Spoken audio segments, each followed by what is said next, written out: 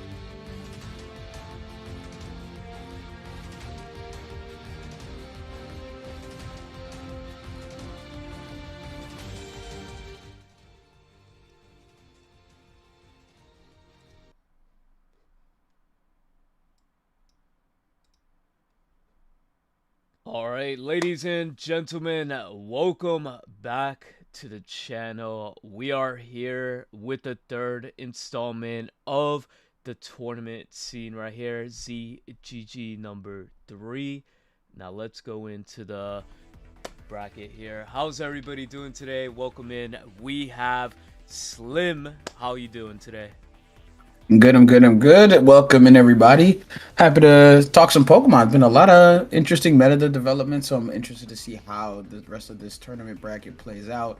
We had a good amount of Swiss yesterday, and now we have our top cut players ready for action. And yeah, Ericko, how are you, bro? We're chilling. It's been a crazy time for Pokemon because the meta is definitely shifting everywhere. It went from Floette taking over to Aerodactyl, and everything is just stabilizing now, and everything does look really stable now. Yeah, it's But been kind of interesting just you seeing like some of the niche picks come around, and I think over the last maybe like I would say 2 weeks, we have seen the rise of a new mega. I didn't really have it on the list, but it kind of makes sense, and it's one of the top picks right now in the standings wise. And yeah, Mega Scizor is. I don't know how long he's here to stay, but right now Mega Scizor is kind of at the top of the ladder. No, exactly. Scizor is definitely has been a good meta call because it has been like super unchecked in the metagame. So, we need something to check them fairies. And not only that, it does have access to Technician Bug and Technician Steel. So, I mean, that is kind of crazy. Yeah, literally, it's kind of interesting just being able to spam priority, buzz, excuse me, one of those things like even something that for refs your worst enemy, yeah, Swords Dance, Bug Bite, and normally it's paired with rain, and there's so many different accompanying like extra Pokemon that you kind of be around to protect it, where it's been kind of like untouched. And I think a lot of people have understand the value in it, and so now you've seen it make this like catastrophic rise to the top because Aerodactyl can't really touch you. So it's been very interesting. But yeah, Aerodactyl being the meta pick, and now Scizor trying to counter that. It's been fun and interesting. So looking forward to see who comes out on top today. Exactly. The brackets are live. Go to the bracket page and let me know who you could find that seems interested. But first of all, let's take a quick look right here while he does that. We do have that Scizor Rain team with Pelipper. It has really good synergy with each other. You have the Sneasler, and Archaludon is just insane. In Yeah. the Rain team, and just being that bulky and having access to steel typing, and that charging move, that electric move that boosts up your special attack as well. It just makes this Pokemon a crazy monster to deal with in like the late game. So um, overall, it's just a good pick. And then you got your Zards here. Zard is just insane. I um, was literally, I was looking towards trying to find a match. I think Vermicell and Frosty would have been an interesting match just because of the team composition. But I can't get into the window. Can't get into the chat. I don't know why. Let's see. oh, what was the I'm name? already in it. And I Frosty versus Vermicell or Vermi CL. okay. Yeah, I Let's thought that was an interesting matchup team wise. I was like, okay, this is a pretty decent one to like hop in once they get going. Just because it's another mega that I think is kind of being slept on. It's very good and it's very niche in what it does. And that's Mega Aggron. Mega Aggron known for just being the absolute unit of a tank and with a lot of support. If you get up one iron defense, you kind of can body press an entire team in 1v5. It just really depends if you can clear out like one or two like maybe special attackers or anything like that. But this team, I was just like, this is a pretty good composition. Of course, Galade's something you don't see a lot, so I thought it'll be a very interesting matchup. No, exactly. And I could pull up their team, and you should have the what do you call it? The rights to go into their bracket right now. Um, Yeah, let me so see. if you refresh under your Big Slim account, I think you should be good. But so Frosty here has a Gengar, Tyranitar, Como, King's Gambit, Incineroar, and Sinista team lineup here. With the Parish song, the Parish song strategy is pretty strong. Where if you catch your opponent not knowing how to play against it, it could definitely just pull off wins. The slowest Pokemon gets knocked out last, so that's pretty good in that scenario. You just take the win if both of your opponent's Pokemon is faster, and in general, most of the time, your opponent's gonna be tailwinding or just like have faster EVs than you. So it's going to be like super common to win in that situation. Yeah, exactly. Give me one sec, just typing in like, hey, we're gonna stream your game. Hmm. So they haven't checked in yet or like started typing in chat, but I just wanted to let them know. But yeah, like one of the interesting things like about this team also is like I think Como really is low on the low end, finding a slight niche and a good place in the meta. It's not, of course, like the most popular easy to run, but it's really good, especially when you can run it fully special, run Aura Sphere, run clanging scales, and of course if you do get a clanging soul up, getting that plus one stage to all of your stats is really, really nice. So versus some teams, it can just immediately come in and just wall and do what it does, but very, very niche in the matchup, but I think it's very good. Mega Gengar is just, I mean, it's a Mega Gengar. Let's be honest. If you have, this is one of those unique teams where it's based on matchups and niches. Some teams don't have Ghost type or don't have anything to switch. So you easily just okay, cool, perish. But then some teams where it's like, okay, I can't perish you, so I can bring Coma and kind of spam you with like spread damage. So I really like the composition of this team because it does have a stand mode too, the Tyranitar, Sinisha, King Gambit, Ensign. So it has a lot of those applications. It just depends on like how you want to play and what your matchup is. No, exactly. And overall, let's take a look at the other team that we have here. We have Yeah. Dragonite, Gallade, Incineroar, Politoed, Sinister, and the Wall himself. Yep. Have I'm you telling you. been seeing this man everywhere on Twitter lately? I mean, honestly, it makes all the mountain, the wall, like it's the exotic thing for a reason. It is really a behemoth of a Pokemon, and when you can get into a position where you're just unchecked for one turn, then it's like, oh, Iron Defense, and now you have to double focus it continually. Like unless you have a Ghost type or something that really doesn't care about body press, it's gonna be really hard to get through. And then having Heavy Slam just to kind of like, okay, cool. As long as I get something in that can't really do damage to me like that, I'll eventually win the stall game and just beat you in the 1v1. So this team, you've seen it a lot. It's very hard to use because Mega Aggron can't just sit in front of everything. And plus, okay, you do have Will-O-Wisp and things that can burn you, so you're not going to be able to set up so freely. But I really like it paired with the Mega Dragonite just because Dragonite is something like I've always said like okay, I think it's kind of mediocre, but in positions like this on a team like this, it makes sense. You know, because even just like the threatening of even if you don't Mega the Dragonite, the fact that you have it there, it's like oh, your opponent has to think about it because it can still do damage without Megaing. So I really like this composition. It's probably one of the probably the second variation I've seen of this, which I think is like pretty good. I think the other version is more like has a Rotom instead of the Politoed because we've seen a very, very huge uptick in Milo. So you got to be able to like check that in. This doesn't necessarily do the best job, but I mean, like I said, if you do get set up, then you're okay. No, of course. Like overall, I've been seeing the rise in Dragonite, even though Dragonite it really relies on the rain, right? Like in this meta game, like I really do like the physical one with the extreme speed Yeah. and all that, but I just feel like the season that's not it ain't it. I mean, it's just good at what it does, but yeah, it's a heavy reliance on rain, and that's always been kind of one of the things for me where I'm like, I do love Dragonite, I really do. The Mega's cool, but it's just hard to utilize when I have to use a Mega that's like basically I have to have conditions. It makes it really, really tough. So, but yeah, I mean, it's good at what it does. It can hit really hard. Sometimes you don't expect it to pick up KOs, and it does. So that is a thing. And yeah, I mean, hey, every Mega can work. It just you got to make sure you find the right conditions in the right team situation. No, Okay, exactly. it looked like Vermi has like tapped in. They said hi, so we're just waiting to see if Frosty comes into the chat, and then they can get to our first game of Top 32. I Exactly. wonder if I should. I Let did give me see. Frosty a ping to see if he will show up.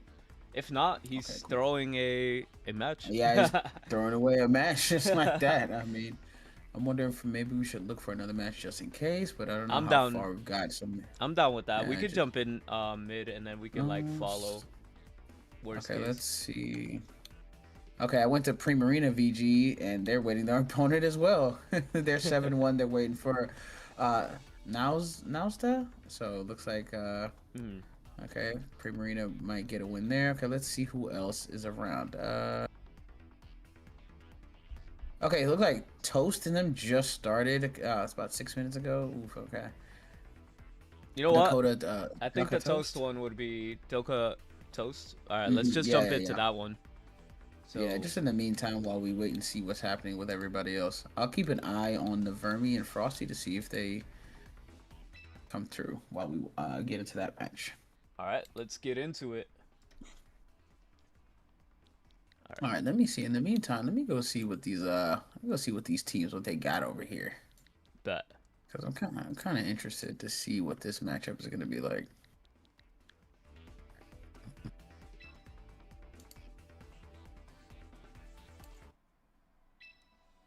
All right, so Dota Toast versus Reading. So let's see what they got going on here. Oh, it's the Mouse Hold Mega Gardevoir. It's another one that I feel like we haven't seen a lot of, but it's really, really nice. So let's see where they're at in this game as we hop in here. All right, here we are, Uh, getting into the action.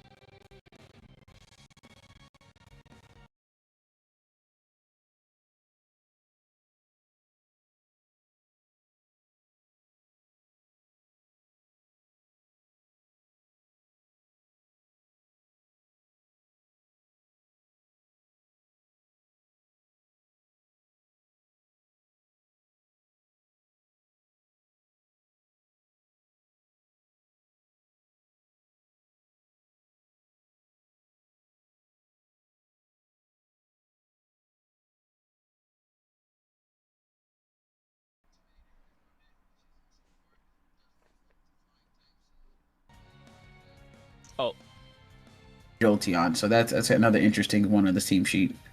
no, for sure. Mega Gardevoir here is just going to be paired up with Garchomp. Overall, like he could spam like Dazzling Gleam and then just pretty much chill here. But the Sneasler definitely is going to be a problem for it, you know? Oh yeah, absolutely. That's something you do have to worry about. I mean, I don't know how much you're gonna be able to take from that, but we do know it is white herb, so at least even if it's intimidated, it just immediately goes back to regular and neutral. As we do see the switch out here, and we do see Queen's Gambit or the King Gambit come in to take the potential, and the close combat just goes right into that Garchomp and barely eats it, but does. You know, at this point in the game, you know, having your Unburden activate is pretty good. But now when you have a Hmm. King's Gambit on the other side of the field, Oof, that not able to pick didn't. up that KO. 8 HP. Wow, that was kind of insane. Yeah. But a huge flinch though. That's Not gonna lie, big. because that's potentially could have been a blitz or could have been a rock slide. So honestly, you kind of take that.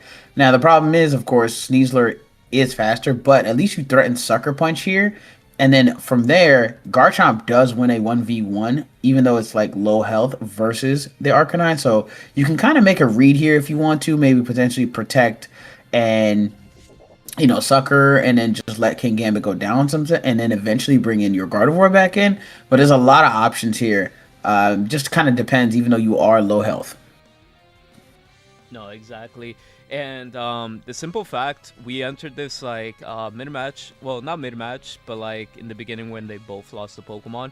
So, you know, I'm wondering if that Talonflame, you know, was out there enough to set up that Tailwind. And or if that Garchomp was out there long enough to do anything as well. A really good E speed right there, being able to pick up the KO. The question is, was this a sucker? It was. So really great call there, opting to protect and just use your priority and just take care of the Garchomp. Garchomp was in range because head close combat did quite a bit. But here comes the Gardevoir. But unfortunately now the Unburden is proc, so you still are in Sucker Punch. You could get Sucker Punch to go down. But the question is, how much damage are you potentially gonna have to take from this Arcanine? Because Flare Blitz is looming, and Arcanine's attack stat is nothing to scoff at, especially his Hisuian version. So you don't really. Your options are a little thin. And there's also, of course, one thing in the back we do know is the Frostlass, and you're gonna need that if you're gonna win this matchup. So it depends on how much damage you take here, and can you potentially live the Flare Blitz? No, exactly. Let's see it. Ah, unfortunately, no way. I mean, it was really difficult to do that. I mean, there's really honestly no way. You weren't at full health, and let's see what. I mean, with it, you should be able to pick up a KO here with the single target hyper voice here. That should be able to pick up the KO, and it does. So now you're in a 1v1. Now, if Frostlass has any damage on it, I could see a potential world where Gardevoir potentially picks up this win here in this 1v1 situation. Nah, right. It's looking tough, you know. Yeah. Ooh, so yeah, I mean it's gonna get interesting only because these Gardevoirs normally don't carry Shadow Ball, and I don't know if a single target Hyper Voice will be pick it up. I mean, you could do Psyshock because you hit on the physical end with that. I think it potentially may do more damage, but with the stab, it depends on the multipliers really. So this is gonna be a close end game here. No, exactly.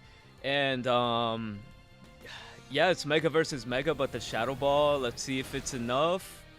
Oh my god. Oof, it doesn't. Now this is the question: how much does this potential Hyper Voice do, or is it a Psyshock? Trick Room. Yo, Oh, that's I actually don't. huge. But the thing is, like, it potentially is a two-hit KO anyway. So you actually may only get one shot here, and if you don't pick up the KO, I mean, honestly, it doesn't really matter because it gets to go for it again. So really, all that needs to happen is for you to make sure you pick up a KO. You have to KO this turn. Side shot comes in, trying to hit on the defensive side.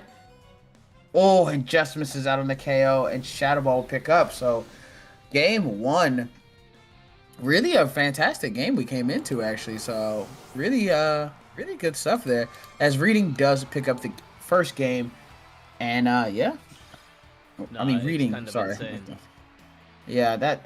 I mean, unfortunately, like I do understand the going for the trick room there, but it only works out if you had two potential threats there, and then it would have made it so much easier. But because Gardevoir didn't have Shadow Ball, it's really difficult to get that KO. You were just hoping on the defensive end you'd be able to hit and pick up a KO here. No, exactly, for sure, for sure. No. I mean, like I really liked seeing the fun thing is not being able to come in and see Hisuian Arcanine has been amazing because we don't really get to see it too often. So really like seeing how it plays in this matchup. Now, once again, going into this team preview for game two. Now, Chomp I think is really great in this matchup. The question is like, what else can you bring to really? I think you almost need the King Gambit, but I think maybe Basket Legion is probably the wave here. You just need something really fast that can get off a lot of good damage very, very early on. Because even if it's just potentially wave crashing the Sneasler, that creates such a huge thing that you really can't. You can't. It's undeniable. Exactly. So we got the Garchomp Sneasler, and then the Ooh. Mousehold and the King's Gambit. Now, kind of surprised to see the mouse hold here, only because in this matchup it feels like it's great support, but it almost feels like sometimes a little bit of a dead slot just because like you are potential target just for a free KO. Does have Super Fang and Encore, which is amazing, but you do put yourself at odds because you're gonna have to potentially eat a double up of like a Rock Stomping Slide Tantrum or coming oh in. that's huge. That's huge. Oh, huge Super Fang there actually. That's a big thing right there. Close combat goes in the mouse. It will live though because it is Sash. So guaranteed turn. That honestly not bad there. Now, of course, we all know stopping tantrum. If it does fail, which it just did because it went into a protect, does get double damage the next turn. So that is something you do have to worry about here. I'm not So sure. Reading is in a difficult position because Yeah. does he go for like a sucker punch and try to KO the Sneasler and then just get stomping tantrums, or that would put him in a situation where he's down two and wait a minute, protect is coming out. Did he Yeah, I actually think you do could it? potentially protect the mouse guard here. With friend guard, you should be able to live, and you go for kowtow here. I think that's the play. Oh, Stomping Tantrum comes out, but it is double damage. Yep, and with the friend guard, yeah, you should kill it. Now, if this Kowtow's in the guard charm, that's huge. It's not. No, that's Oh, unfortunate. That is unfortunate for him. yeah, I do think that was probably the better play if you go for the guard charm, just so you can put everything in range. And even if somehow, you know, you don't do a lot of damage. You just need the chip. The valuable chip is what is important here. And now you've lost pretty much a turn with the mouse hold here. And it really makes it tough because Sneasel's Unburden is activated. So now it is the fastest thing on the field. And then Garchomp follows up right after that. I mean, you could Sucker Punch and maybe try to go for a double protect on... I mean, yeah. I mean, if you have Talonflame in the back, potentially that is a play you could do. But let's see what happens here. Close combat.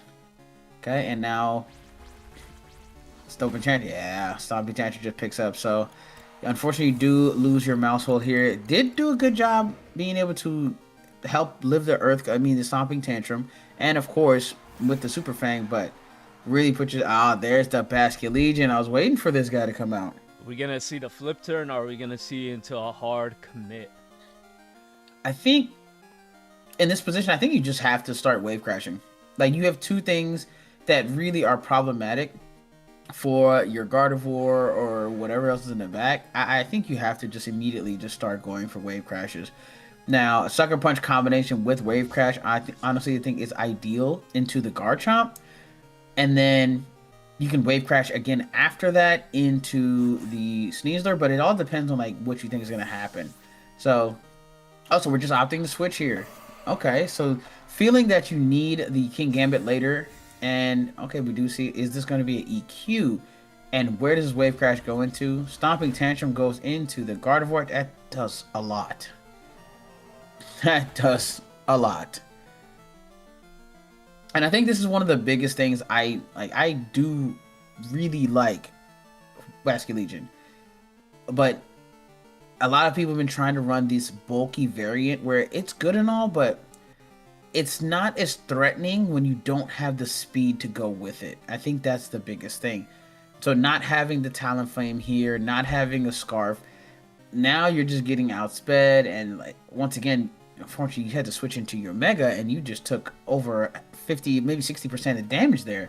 So honestly, you put yourself in a tough position. It's only been two Pokemon. It's only been the Chomp, and it's only been Sneasler. No, exactly. And then we're coming out with the Hisuian Arcanine. The Intimidate is going to be annoying on the Basculegion because, you know... Oh, yeah. The Last Respects isn't even going to be a value, right? Because, like, we're Scarfed. Yeah, wow, we're not Scarf. We're actually Citrus Berry, so that's the biggest thing here. Nice. So that's why Garchomp was able to outspeed. So you do see that. Whew, that still does a lot. Oh my goodness. I mean, granted, it is -1, but honestly, this is where things get interesting because Garchomp is sitting here just casually, just continuing to kind of wreak havoc, which it shouldn't.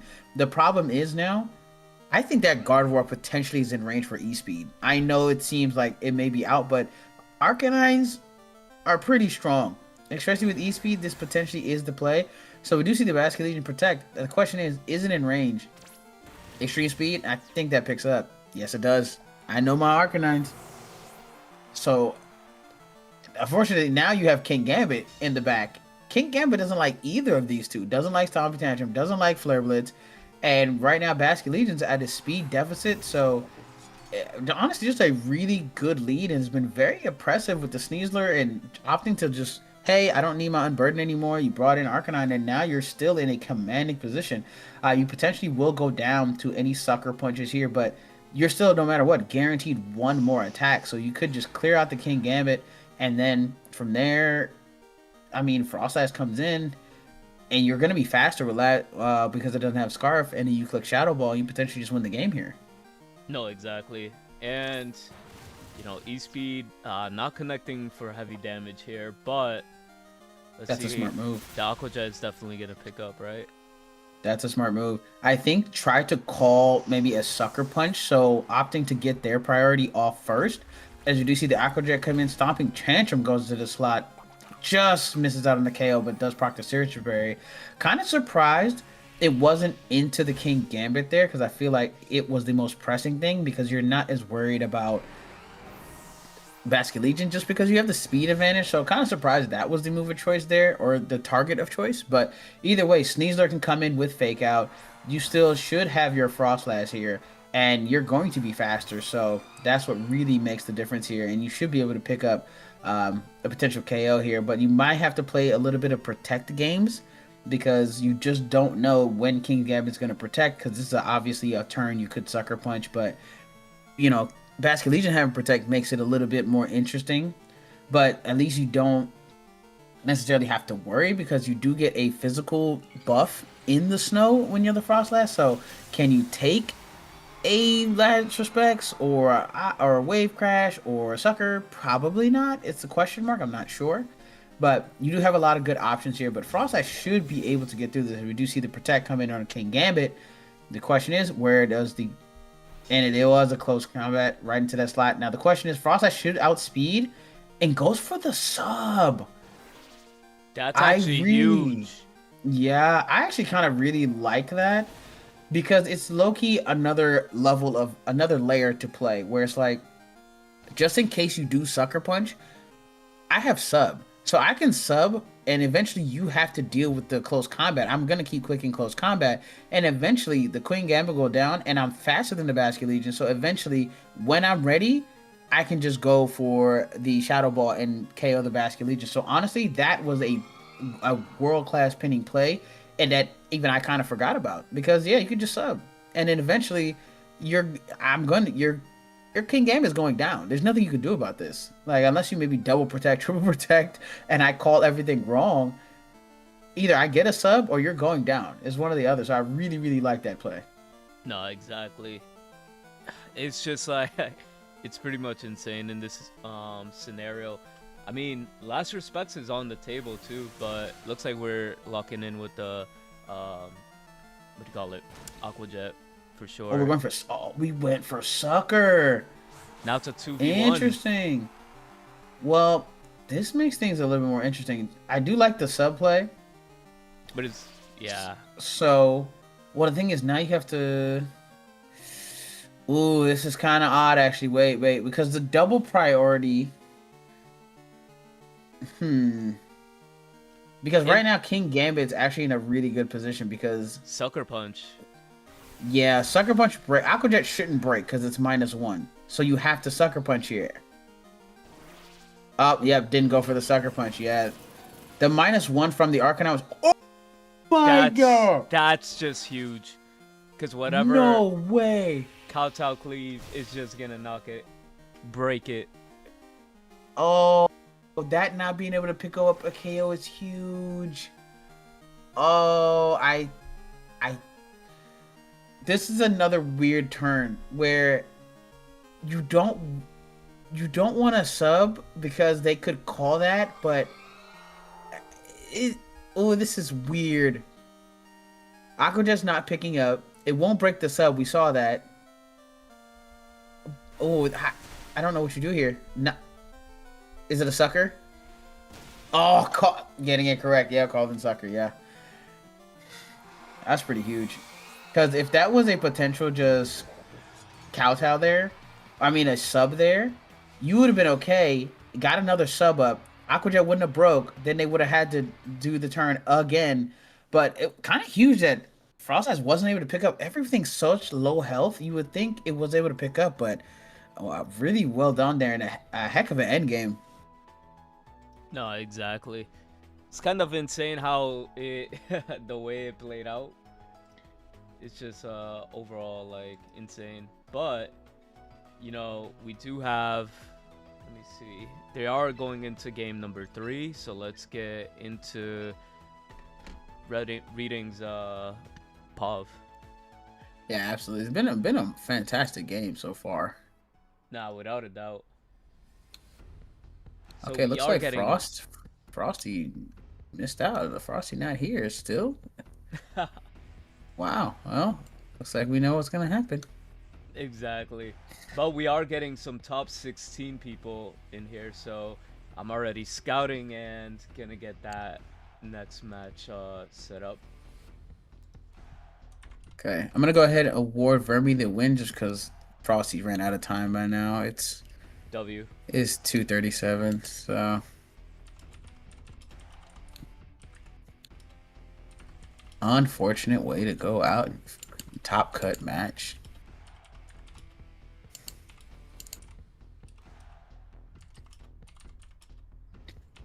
Like I said, really, really well done there in that last game. So I'm looking forward to how this kind of goes for this game three because we've seen what the damage looks like.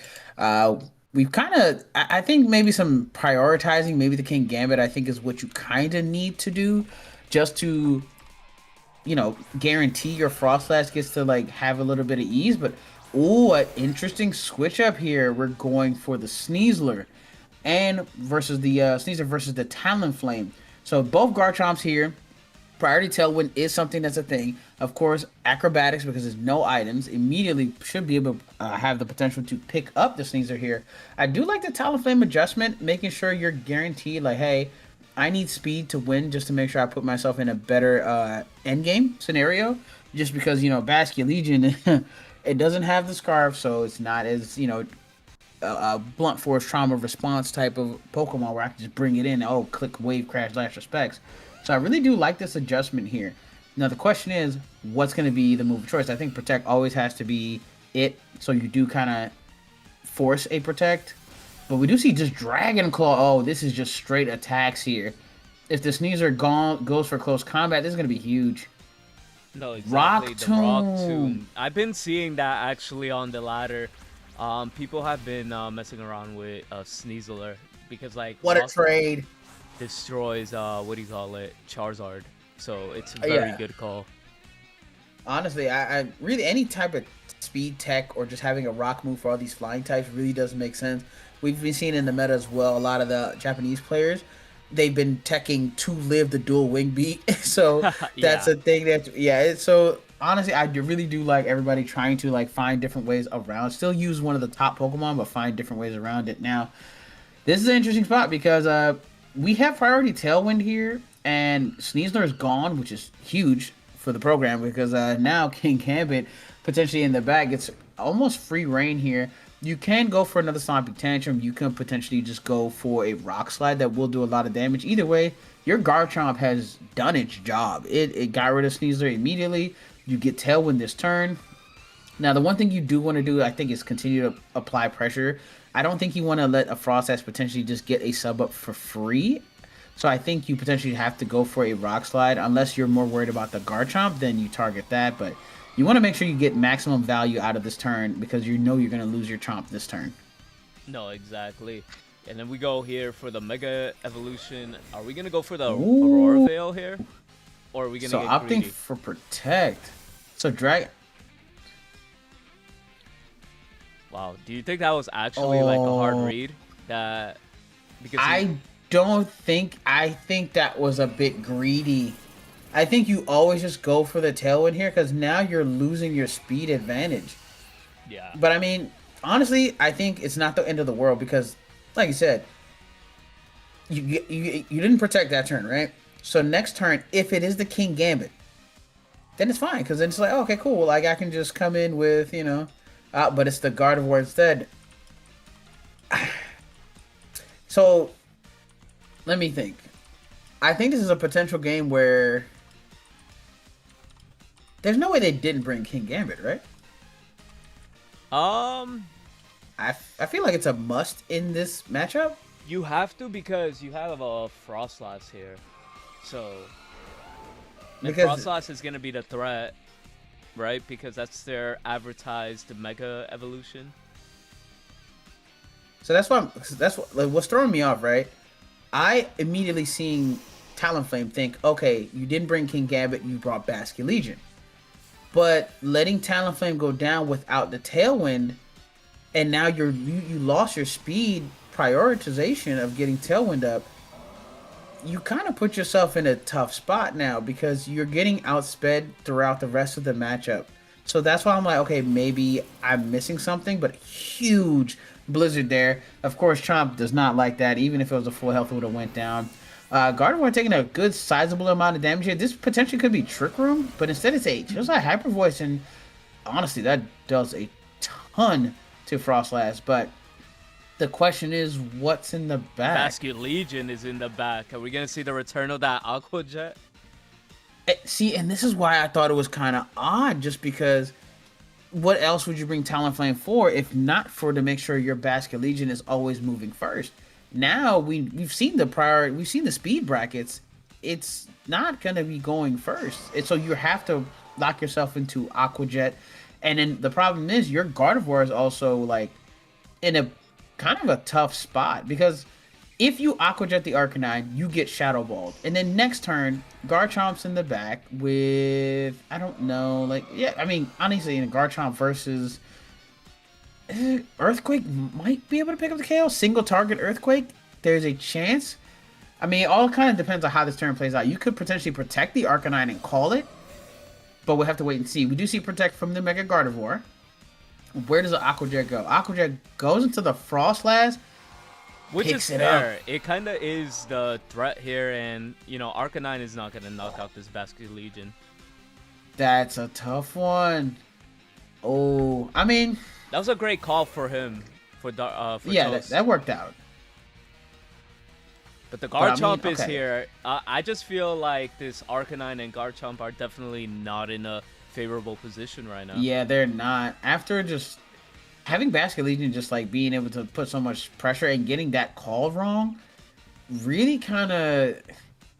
I felt like always protecting Frostlass there just to see was always kind of like the case.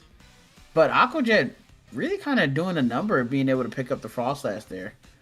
So the question is, how much can this Basket Legion do? We've seen Basket Legion being able to be is very very tanky, and does have the Citrus Berry.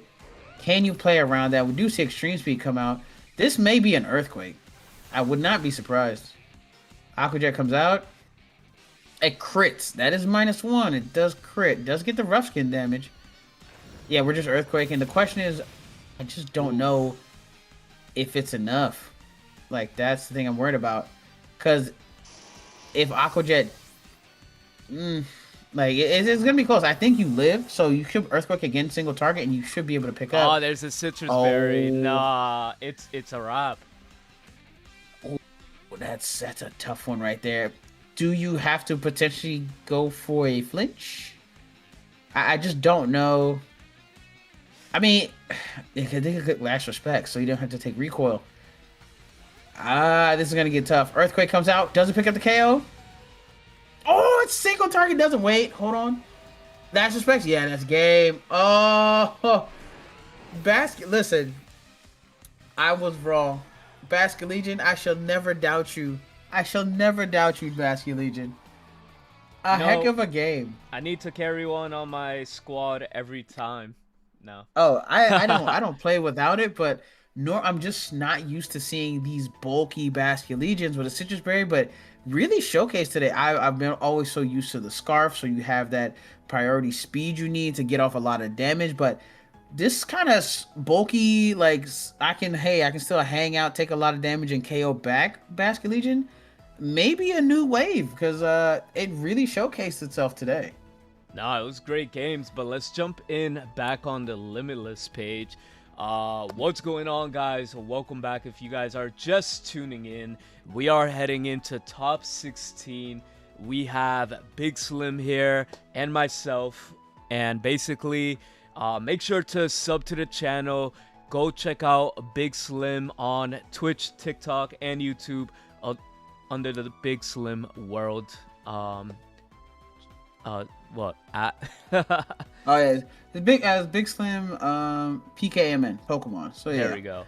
I haven't uploaded anything yet, but I'm working on it. You know, I'm new to this, so like you know. Exactly. But I'm let's getting get there. into the top 16 matchup right here. We got Zango playing the King's Gambit, Venusaur, Charizard Y, Garchomp, Aerodactyl, and Incin. Very standard team. Not much to say about this. What do you think? Oh, okay. So just going into the Charizard it's Charizard. We all know. Like the one thing that's been kind of interesting is just seeing the kind of the rise and fall of Charizard. Whereas when everything started, Charizard was the main character, and then everybody's like, I don't feel like playing with you anymore. I don't want to. No, you're just too weak. But like all of a sudden, we've slowly kind of crept back. Like in a lot of the major tournaments, Charizard is still prevalent. Charizard is still there. He just kind of everybody kind of like doesn't want to do it, but like Charizard is still really strong. I mean, Aerodactyl just to have that kind of counterbalance where it's like, okay, Charizard's not good here, but I still need the flying type. bring Aerodactyl and Venusaur. Like one of the things about Sun is Venusaur is actually more of the threat than a lot of other things because once that sun's up, this thing's a menace. Like being that fast, being able to potentially click Sleep Powder is annoyingly strong. Having priority, of course, with that speed with the chlorophyll, having Energy Ball or Leaf Storm to take care of the pesky water types, the Rotoms and Milotics, and then having Sludge Bomb for the fairies is fantastic. So it's been kind of like one of those things where it's like, hey, let's not forget Venusaur is one of those OG goats. Exactly, and just overall, who would have thought the Kanto pairs, starters, rivals, the ones that hate each other, would work so well in a team together? I'm telling you, that's normally how it is. But poor big man Blastoise, he's just kind of off there by himself. But don't worry, Blastoise has actually been making kind of a nice little rise. It's been kind of doing his thing on the other side by itself. But yeah, that's a conversation for another day. But hold up, I got an interesting team here for you for the next one. His opponent is running Skovalian, Sneasler, Primarina, Aerodactyl, Dragonpult, and King's Gambit. Yeah, I'll tell you, Scoville has been very interesting to kind of watch it kind of be actually relevant because it is just flame body on like steroids. It's another level where it's like, oh, just touch me and you'll burn. Like, what do you mean? Like, so it's kind of annoying where this meta is full of physical attackers and even your special attackers are getting burned and that's constant little chip damage over and over. And then having Leech Seed, it's honestly one of the most obnoxious things to deal with because it just kind of sits there and you're just like, dude, get off the field. Like it just sits there, so it like almost forces you to respect it, or else cool, I'll just stay here the entire game and just like take your health and burn all your Pokemon. And so to find it just continuing to be pretty good has been pretty interesting. And of course, Predator Primarina makes it even more annoying because the pesky types that really can deal with Scovillain pretty effectively, Primarina loves them. And it's like, okay, cool, Hyper Voice, Moonblast, like, so it's a really great combination here. And of course, with Dragapult being one of the faster things in the meta along with Aerodactyl, I think is a really, really beautiful team synergy here. No, exactly. And then Aerodactyl and King's Gambit, very self-explanatory. Very good mons not to pass up on. But overall, here we go. We're getting started into the action. They are selecting their beginners. What do you think Zango's gonna lead with? I know. I think.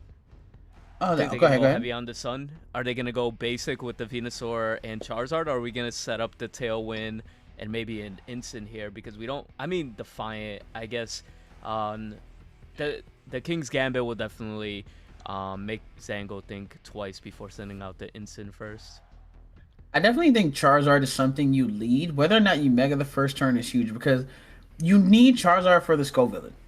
Like, it just makes it so much easier to deal with. The question is, are you going to see a potential Aerodactyl? And if that's the case, I do think you do bring your Instant. So Charizard, I know it sounds crazy, but the double fire types is not a necessarily bad shout here because a lot of King Gambits are slow anyway. So you could potentially even get to a world where it's like, okay, what if I just set up the Sun and I Flare Blitz the King Gambit because I don't feel like dealing with it, But of course, you do have to worry if the Sneasler comes out because that's when things get a little dicey. So, but I do think Charizard starts the game. I don't know if it necessarily stays the first turn though. No, exactly. But here we are. We're getting into the action. Ooh, we're going double flyers. I kind of like this. Like, it really, like, goes into the, like, hey, not only am I going to bring out my Sun in case you have Scovillain, but in case you do have Sneasler, which I'm worried about, I can just go for dual Wing Beat and KO. But the problem is you do have to play the Aerodactyl Speed Ties. And Rock Slide is not something you want to take on your double flying types here. So I really like the lead, but it just really, this is a tough turn because you could potentially lose you can lose a huge damage rate here or even lose a Pokemon here, which is what I'm kind of worried about. I feel like a high risk, high reward type of deal is gonna come out of this. Oh yeah. I think the fake out would definitely have to come to the Aerodactyl opposing Aerodactyl because you got to break the sash, right? Yeah, that's one thing. And we do see the Mega instead. So that's massive. Oh yeah, We're getting active here on turn 1 here. No switches, straight Mega. The question is, what happens? And Charizard decides to Mega as well. Uh, this is Correct me going to be if I'm interesting. wrong, but Aerodactyl Mega has crazy speed stats, so... Oh, yeah, this thing is, yeah, it's... Honestly, I'm just not sure what the play is here. I mean, this could be a double protect, but... I mean, what is that? You set up the sun, one extra Tailwind. turn, but... Fake out? I don't know what it really does for you. Do you see the fake out? Now, is this just a rock slide? Nope, Tailwind, there we go. Oh, that makes it even worse, actually. Because you potentially could have got a tailwind or even just a heat wave, but that's why I was kind of like worried about this double flying lead, because now you're just like, this is just consistent damaging all across the board. You could even close combat into any slot just to proc your Unburden, and you just kind of spam Rock Slide, and even if Venusaur wants to switch in, it's not necessarily the greatest. So, a really tough spot, and I'm not sure what you do here. I mean, maybe you try to protect and go for Tailwind with your Aerodactyl, I guess? I think so, but the Zarda definitely has to, like, leave, right? Because Rock Slide is incoming for sure. Oh, they're gonna... Oh, say double swap. Okay, that makes sense, because I was a bit concerned there on how this is going to work out. So Rock Slide does come out, does miss the Garchomp, so... And a double miss! Huge! So, I mean, granted, it's not for free, but, oh, my goodness, that Sneasler is a little too strong for me. Oh, my goodness gracious. This Sneasler is going to get all of the value. Oh, yeah. This is... Like I said, this is what I was worried about with the Tailwind immediately coming out there versus the double flying lead. You're lucky you already dodged one Rock Slide, but the problem is the damage trades are not in your favor here. And you have Unburden and Tailwind. yeah, and you can just spam damage into any slot. Even Venusaur doesn't want... Oh, because now we're gonna... Okay. So I see what's gonna happen here. It's probably a revolving door, just trying to like mitigate and trying to see if you can slow down this this lead, because you just want the Tailwind to go out. The problem is you set Sun the first turn. So honestly, the same turn that the Tailwind goes out, your Sun shall go out. Yeah. So if this is Rock Slide here, you're in a bad spot, but you're trying to potentially call the dual wing beat into the Venusaur. Honestly, he did value the Garchomp because Garchomp is definitely one of his heavy hitters along with Charizard, right? But the problem is the Venusaur is now open to a dual wing beat, and you know, he is probably trying to bait his opponent to Rock Slide so he could get at least, you know, good value out of his damage. But no, we're gonna go for the Protect, which is kind of crazy, but he did go for the dual wing beat, which is insane. Ooh. Yeah. Not enough HP to survive all that. The thing is, it's a lot to ask for because of the lead, so... Yeah, and this just makes sense. You're just close combating into literally everything. There's no reason not to. Exactly. Your Tailwind goes out, but the problem is... Aerodactyl's still faster. Aerodactyl still can get up. And plus, not only that, Sneasler has the Unburden now. Oh yeah, for a fact. There's almost nothing you can really do about this. And I don't normally like to cast and feel so kind of like, oh, there's nothing you can do, but it's such a tough spot that I'm trying to figure out, like, okay, what are the outs here? You do see the Scarf Rock Slide come in. So this is huge. You can potentially get a flinch here. But Mega Aerodactyl kind of... Oh, okay. That's big. Oh, but calls it with the dual wing beat. No Tailwind. That is kind of insane. I think there, if you go for Tailwind, you actually may have a chance to crawl your way back into this game. I think that was a huge turn, and not the damage, but the choice made. Because if you Tailwind, your Garchomp continues to like outspeed. You can click Rock Slide. And then guess what? Your other Aerodactyl can click Rock Slide as well, just to keep in check and the pressure onto the Mega Aerodactyl. But now, because you decided to go for the Wing Beat into that slot, you kind of left yourself open. So let's see what happens here. This potentially... Oh, Sucker Punch, trying to get rid of the Chomp here, but Tailwind, it's going to be faster. And now, once again, we have the same problem where potential Rock Slide comes out here, Tailwind, but your Zard is still in a really tough spot. Even if you protect, that Rock Slide is going to come into the second, the second turn, the following turn. So it definitely is not an ideal position for Zango. But if I were in Nerox's shoes, I would just be using Sucker Punch on that Aerodactyl because if it doesn't swing, right, it has to swing. It's at 1 HP. And if it goes for Protect, double Protect, it's just going to be a waste of a turn. Rock Slide, it's definitely going to connect with that Zard, whether it be this turn or the following turn. Yeah, and will we see that Sucker Punch here? Yep, there's a Sucker Punch, just making sure you just clear that, because there's nothing really the Aerodactyl can do. And now the thing is, Chomp comes in. Chomp has already taken a good amount of damage. I think that's potential Sucker Punch range. So that's kind of the issue here. I mean, if you get another flinch, that can change the game. But even then, oh yeah, that's almost Sucker Punch range here. What you could do is actually protect your Mega Aerodactyl and go for Sucker Punch, and then next turn you bring in Sneasler for Fake Out. And then once again, you're in a beautiful position where you kind of almost, it's going to be Charizard versus the world. Sucker Punch comes in. Oh, and it picks up. Oh, I forgot how strong King Gambit is. I should have never doubted you, my goat. But now we see Rock Slide here. Name. Oh, wait, Rock Slide misses. Hold on. There may be a chance. Oh, Aerodactyl lived. No. Only if. Oh, that was probably like the best out there. Rock Slide has missed like 3 times already, and that was the out.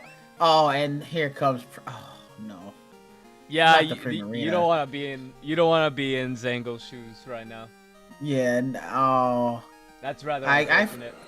I forgot we have only seen 3 Pokemon. It's only been the King Gambit, the Sneasler, and the Aerodactyl to this point.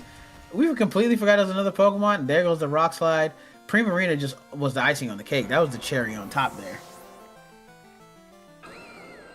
Really well done, and it goes to show you the power of Aerodactyl, especially Mega Aerodactyl, just getting that extra buff it needs, and just really was a tough spot. I really understand Zango leading the double flyers, but it was against Aerodactyl. We're gonna have to think of maybe something a little different, just because two of your main hitters don't like Rock Slide. No, not at all. What do you think the leads should be for this one? Because that's an interesting question. Double flyers, we did see the double flyers of Zango, right? And then it ended up working out for Nerox with Sneasler and Aerodactyl. I think you have to lead Chomp. I think it's Chomp Aerodactyl. No, exactly. Because you can potentially get up Tailwind to counteract their Tailwind.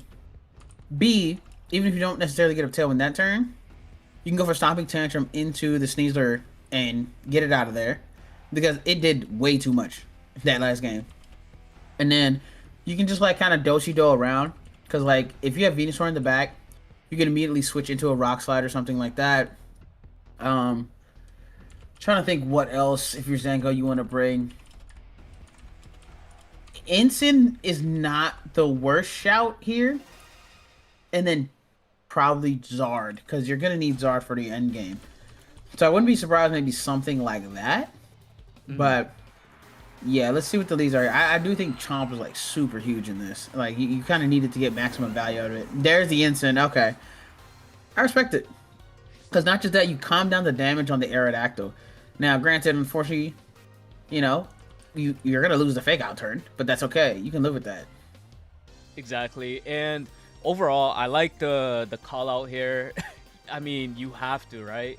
Yeah. High reward, high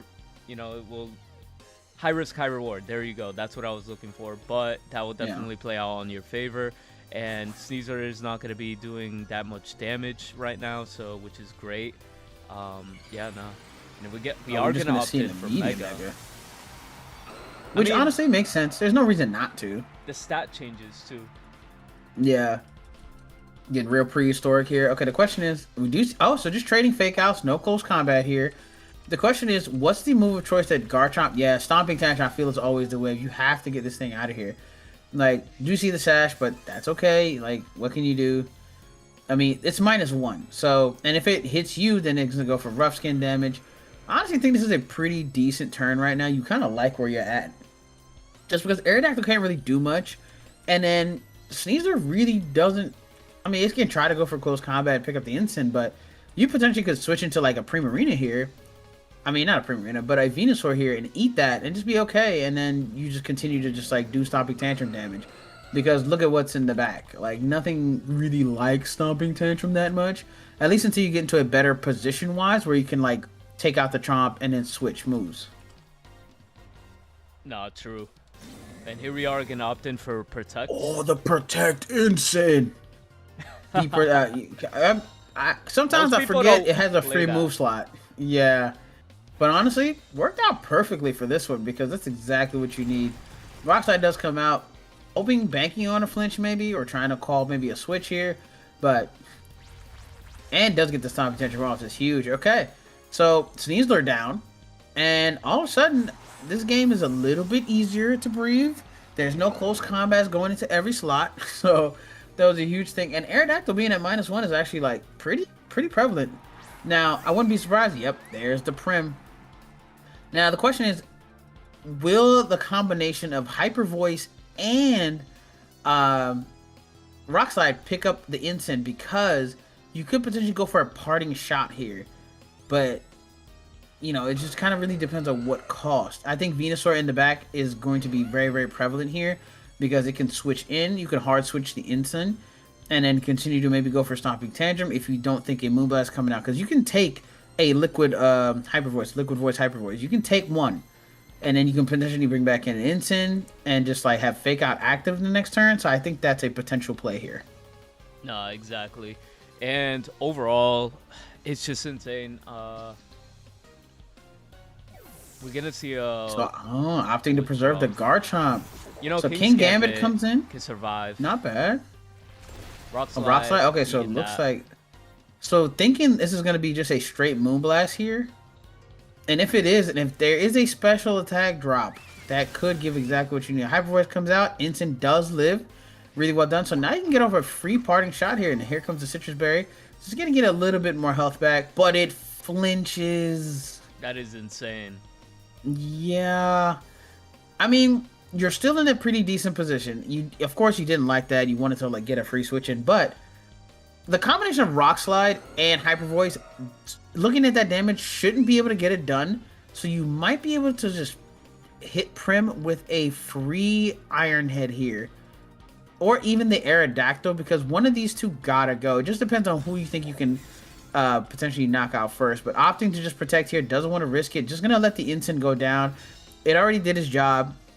It baited the Sneasler, and unfortunately, you know, I mean, maybe if this is a Moonblast here, maybe it can get a parting shot here. Oh, it was, and it was. So you get a free turn to potentially parting. Oh, and we flinch again. Oh, that's unfortunate. That's exactly not where you want to be.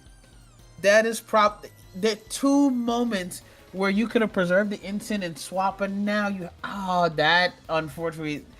The power of Rock Slide, even at -1, is, man, that's pretty tough. Because that would have basically guaranteed you can get something in to threaten, or even your own Aerodactyl. But now you have to just, okay. I do think you probably have to just let the Ensign go down. Or unless you I think maybe a hard switch into Garchomp wouldn't be bad. You don't want to, but I think Ensign is useful for later on, and that's exactly what we see. Oh, no, for sure. You're going to get the most value out of it. Yeah, and I feel like that's the point, right? And if you get a free switch in, you get to get the free Fake Out too. Is this Hyper Voice? I think so. It's faster! Oh, because Tailwind ended! Yep. That's huge. Tailwind ended, being able to make sure Tailwind doesn't go back up before you potentially even go down here. Moonblast comes out. Doesn't eat it. I don't... Oh, wait! Yes! King Gambit is bulky. So, yeah, that was actually a wonderful turn. You got to save your ensign. You got to KO the biggest threat here. And now you have Scarf. You can Scarf topping Tantrum. I mean, you can get Sucker Punch, which is kind of an issue here. But honestly, it's not the worst case in the world. We do know that some Garchomp's do have Iron Head. Is it good? Is slow though. Question mark. We yes, know that. No. that is huge. So you could potentially just protect here on your King Gambit, and then you can Stomping Tantrum into the Garchomp, putting it in range of your own Sucker Punch. But we do see a hard swap here. Going to... I don't know about that one, Chief. I don't know about... Unless this has to be a guaranteed Stomping Tantrum here into that slot, because I would never. I would never. But this might be a Moonblast. The thing is, you already knew you were Poison faster. Jab. Poison Jab. I don't think that picks up. Yeah. That does not pick up for sure. Wait a minute. Why Oh, did but we... does get the poison. That's huge. Unless the fake out... Oh, this is a...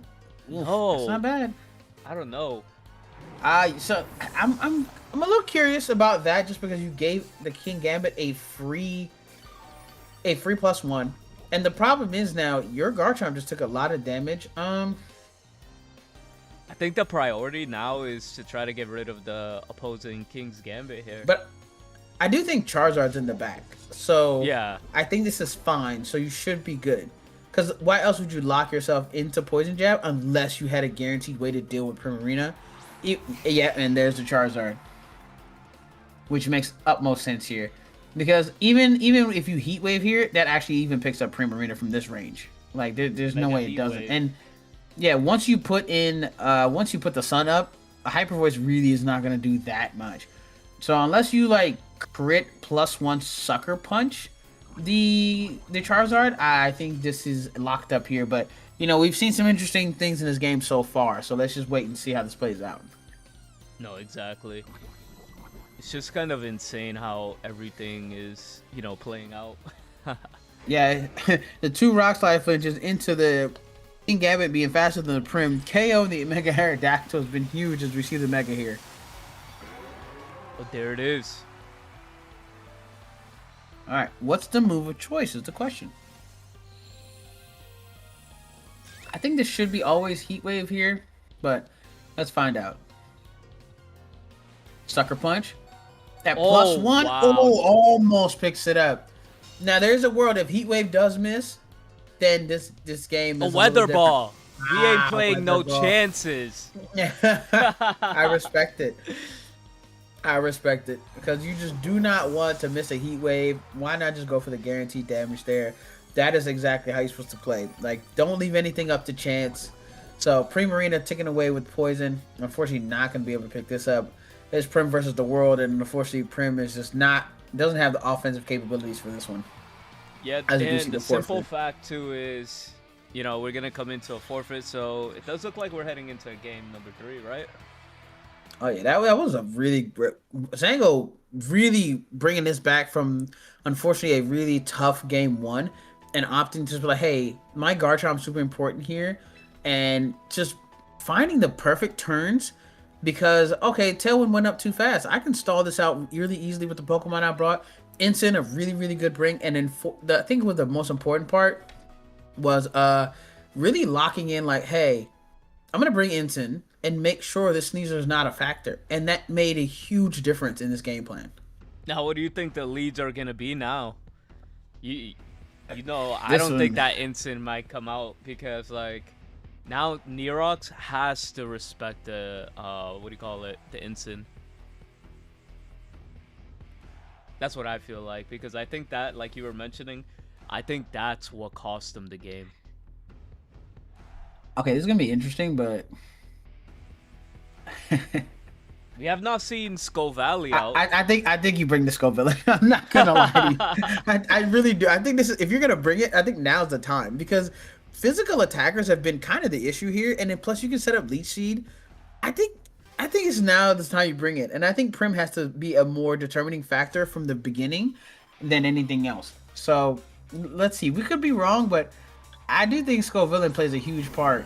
And let's see, Garchomp Ensign.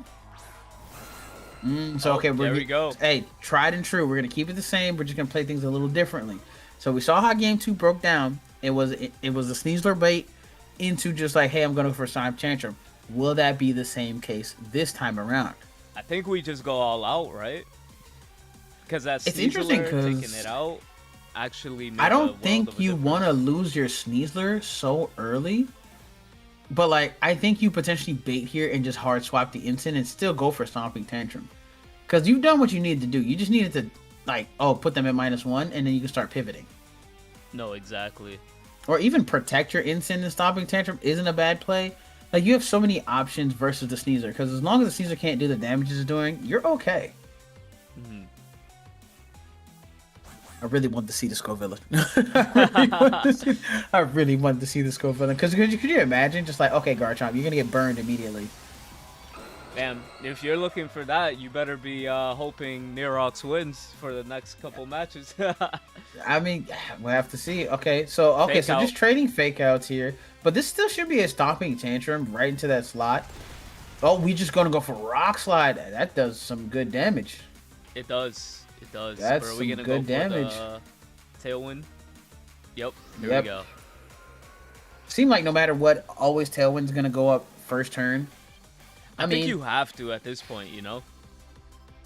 Yeah, I mean, the thing is, I think you could always stagger your Tailwind. I don't think you necessarily, like, because you're the fastest thing here besides the Scarf Rock Slide, I don't know if sometimes it's necessarily the most necessary thing, but I understand, like, you don't want to have to deal with Rock Slide flinches anyway. Like, nobody wants to play that game. Like, I'd rather just go ahead and outspeed you and just find a way to deal with you later. Exactly. And just overall, going in with a hard retreat. Are we going to I go like with that. Prim? Okay. Opting not to lose it already. Coaching! So opting like, hey, I don't feel like, like physical attackers are your thing. So what if I just immediately kind of start putting some buffs in? Now, will this be a parting shot? Oh, it's just a blitz into the Sneasler. But honestly, Sneasler kind of done his job. Tailwind is up. Aerodactyl gets to come back in, And it gave unintimidated. defense. Yeah, and honestly, Primarina kind of in a really good spot, especially with the leftovers and a +1 to his defense. You can kind of start spamming here really freely. What do you think about the coaching on, what do you call it, Sneasler? That's the new tech? I've been seeing it around a lot lately. Even I've been using some teams with it on there with like Mega Starmie and some other things. I do think it's really nice. It's all like Sneasler's slowly starting to have this weird like 5 move syndrome. Like you want 5 moves, but you can only pick 4. So you have to really tailor it towards your team.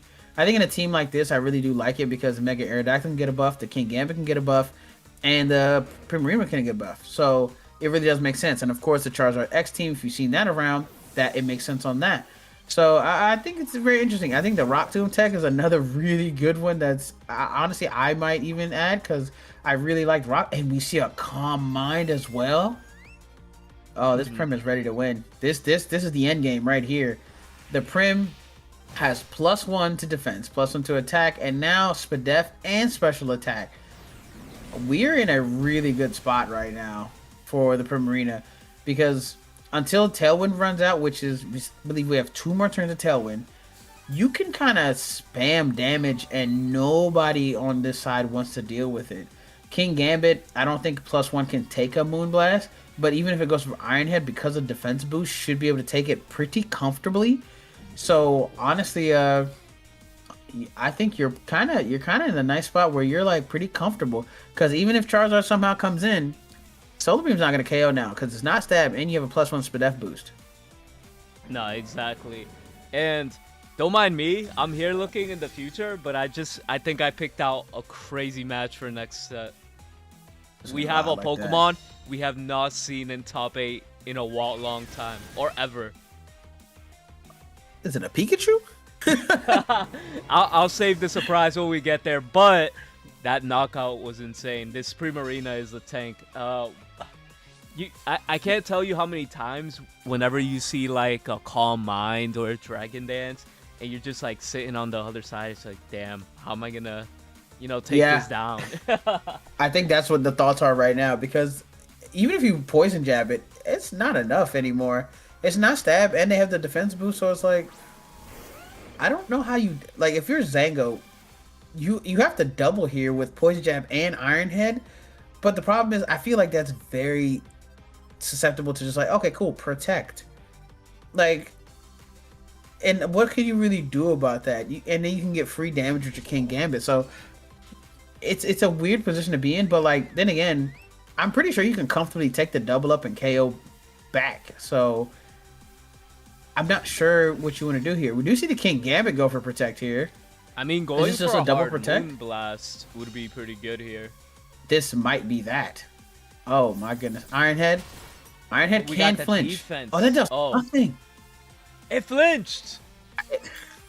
Okay, but still, unfortunately, Cassius Curse. I'm sorry, but I think the biggest thing about that just now, that Ironhead didn't do anything.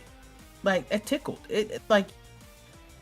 That was impressive how much it just didn't take from that. And now we know it's locked into Stomping Tantrum. This Primarina is actually pretty comfortable here. Dude, it shows you how strong that coaching is. Like, Primarina is bulky, it's slow, but it gets the job done. Oh yeah, like now it's hitting like a truck. It can tank whatever. You have the leftovers, so I mean, this all of a sudden became the nightmare in Pokemon Street. We do see a Sucker Punch here. That does a ton. So opting to get a little bit more damage before it does go down here. Stomping Tantrum comes out. You do get double damage, and that it still takes that pretty well. And that was double damage, by the way. Oh, yeah, for Iron sure. not into the Primarina, so the King Gambit gets to stay another turn. This is a huge Hyper Voice here. This is gonna be a lot. That just knocked out the Garchomp, and now it's a 2v1 situation, right? There should be one more there's Pokemon. one more I'm pretty sure Pokemon. it's the Charizard here. Yeah, it shouldn't you're really right. be anything else. But I think the biggest thing is still the Prim is kind of problematic. And plus, like, Sucker Punch is Oh, a thing. wait a minute. The Solar Beam Sucker Punch, maybe? Oh, that might be able to pick it up. That could might- be Zango's way out. This is gonna, cause like I think you protect here, right? And then you Sucker Punch. Yeah, protect and Sucker Punch the Zard. And then next turn you Hyper Voice, because you want to get a little bit of leftovers recovery so you can comfortably eat a potential double up here. Because Heat Wave's not gonna do it. It has to be Solar Beam. So I do think Sucker Punching and then letting the Gambit go down, or even just like potentially eating a turn here with Primarina's I think that's the wave. You protect, get a little bit more leftovers here, and then you just Sucker Punch the Zard. There's really nothing they can do about it. No, not at all. I do see the protect. Ooh, we go Okay, for so the Sucker, King's Gambit. I like that. Calling that, just like, I'm gonna Sucker Punch your Gambit because I don't want you to get the free Sucker Punch damage off. And this is just like another turn of like Solar Beam, yeah. But honestly, you like this because you get to just get more leftover recovery. Mhm. Wait a minute. Is it Mega Aerodactyl in the back? I believe so. Oh. Well. Charizard This is just my met old his friend Charizard. Yeah. The Now- king of flyers. Now, I'm curious to find out, is Tailwind active right now? No. No. So, But like do we all know, read the Protect? Aerodactyl's faster. But do we read the And Protect and go for a Tailwind? I think no matter what, you just Tailwind your Aerodactyl and you just go with Primarina. Because right now, Charizard has to respect the fact that, oh, I could get Rock Slided. You could potentially even go for the Moonblast on King Gambit.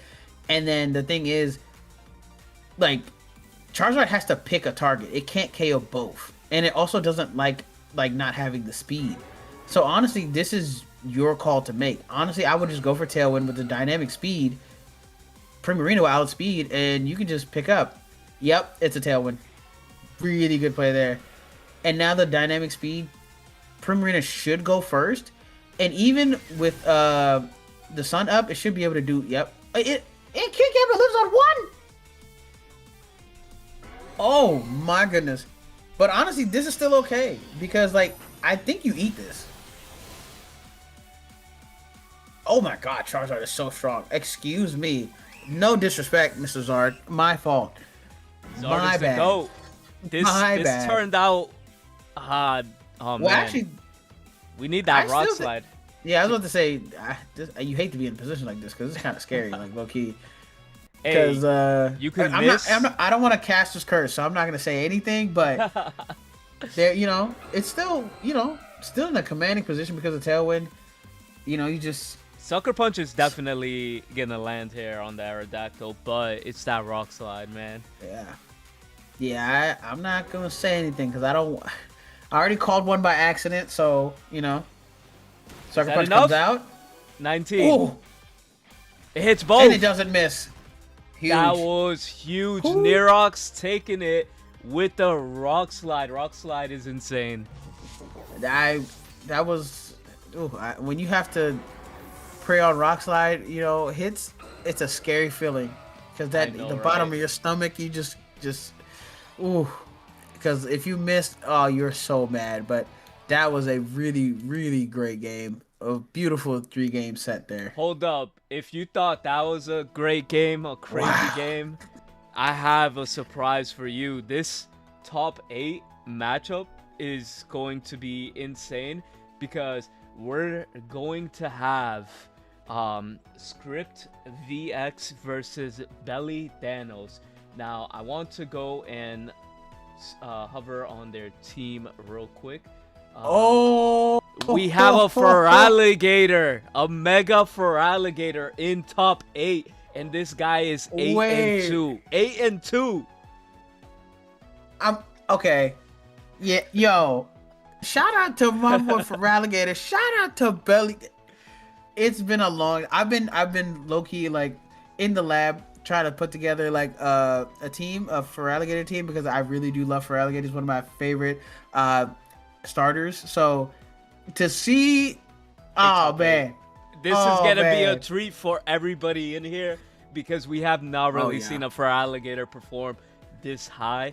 And, oh let me just go over the whole team real quick. We got Feraligatr, Sinistra, Sneasler, King's Gambit, Talonflame, Gardevoir. So, Gardevoir and Feraligatr is going to be our Mega Evolutions. And then we're going to have our Talonflame to set up our Tailwind, King's Gambit, and Sneasler is basically the same. Having coaching, the new tech ability, just to have, make your other Pokemon live longer because of course, we have Basket Legions, we have other opposing King's Gambits, other Sneaslers. So having high defense on call, on demand, is going to be very good. And then Sinistra, is going to be good for the Rage Powder, Reverse Trick Room or Trick Room if your opponent sets up, Tailwind or you're in a weird spot. You do have Matcha Gacha and Shadow Ball. Let me tell you, Shadow Ball is very underrated on Sinistra. yeah. I think it's been one of those things I've been like, I really want to fit it on the Moose slide every time because it actually comes in handy quite a bit versus other Sinistras, versus Gengars, versus Frostlads. It has a place. So yeah, and I think one of the interesting things about this team, not only of course Mega for Alligator, which shout out. Listen, Thanos, let me get the team ID, bro. I want a ladder, and this is like my type of sauce, bro. But one of the things that's very interesting is the White Herb Talonflame. And it's not even like for like acrobatics or anything. It is just strictly to like, hey, I want to continuously be doing high amounts of damage, and Instant is something that continuously shows up, especially if you see it for Alligator. So I really do kind of like that. And one of the texts that I really love, Lumberry on the King Gambit, because there's always a Rotom or always somebody trying to burn you, or even Skull Villains, where this immediately like, no, no, no, no. My King Gambit is going to continue to outpour a maximum amount of damage as possible because I don't feel like dealing with the nonsense.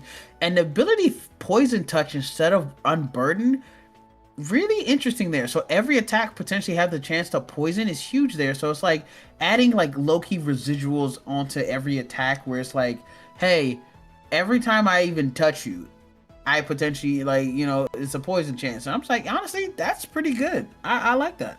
I'm not gonna lie, there has been a lot of like, what do you call it, techs with Sneasler going on, and the rise of Yeah. Poison Touch is one of Yeah. them, and it's pretty nice to see Yeah. a different thing.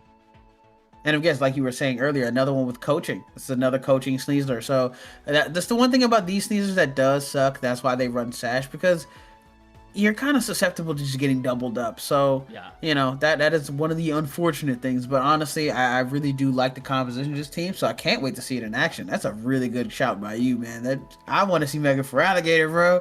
Hold up. We gotta check out the team because although we have the Mega for Alligator, we do have Delphox, Eternal Floette, Sinistra, Yep. Aerodactyl, Garchomp, and King's Gambit. This is going to be great because it's going to be a standard team that does well in the ladder. So we're going to put up Mega for Alligator against, you know, a common team. Not to say this team is common, because like the Delphox is insane here. Not every Delphox is going to be running Substitute. This one is going Encore, Protect, Side Shock, and Heat Wave. The Encore is going to be huge on this Delphox, especially when, you know, you're not really expecting it. Yes, it's open team sheet, but your brain automatically isn't going to register Encore, you know? Oh yeah, that's one thing I think that makes Delphox really strong. That speed and that special attacks that extremely high, and Encore really creates a lot of issues for people, and it alters your pattern of thinking. Just because every turn it's like, oh, if I do a fake out or I do protect, it's like, well, now I have to like potentially switch. I don't want to get locked in. So it really alters how your opponent plays the game. So that's why it's always been so strong. But of course, this is like basically your good semblance of balance here. Just because Garchomp can get to freely spam Earthquakes, Aerodactyl here you need it just because like cool, Tailwind, and also do a Wing Beat. And of course, I mean, listen, no matter how up and down it goes in the meta, Floette is Floette. Even without a calm mind, just being able to Fairy or boosted spam Dazzlings or Moonblast at you, I still have a special place in the depths of my soul for all you Light of Ruin players. Please stop. Like, please, this is maidenless behavior. Stop doing that.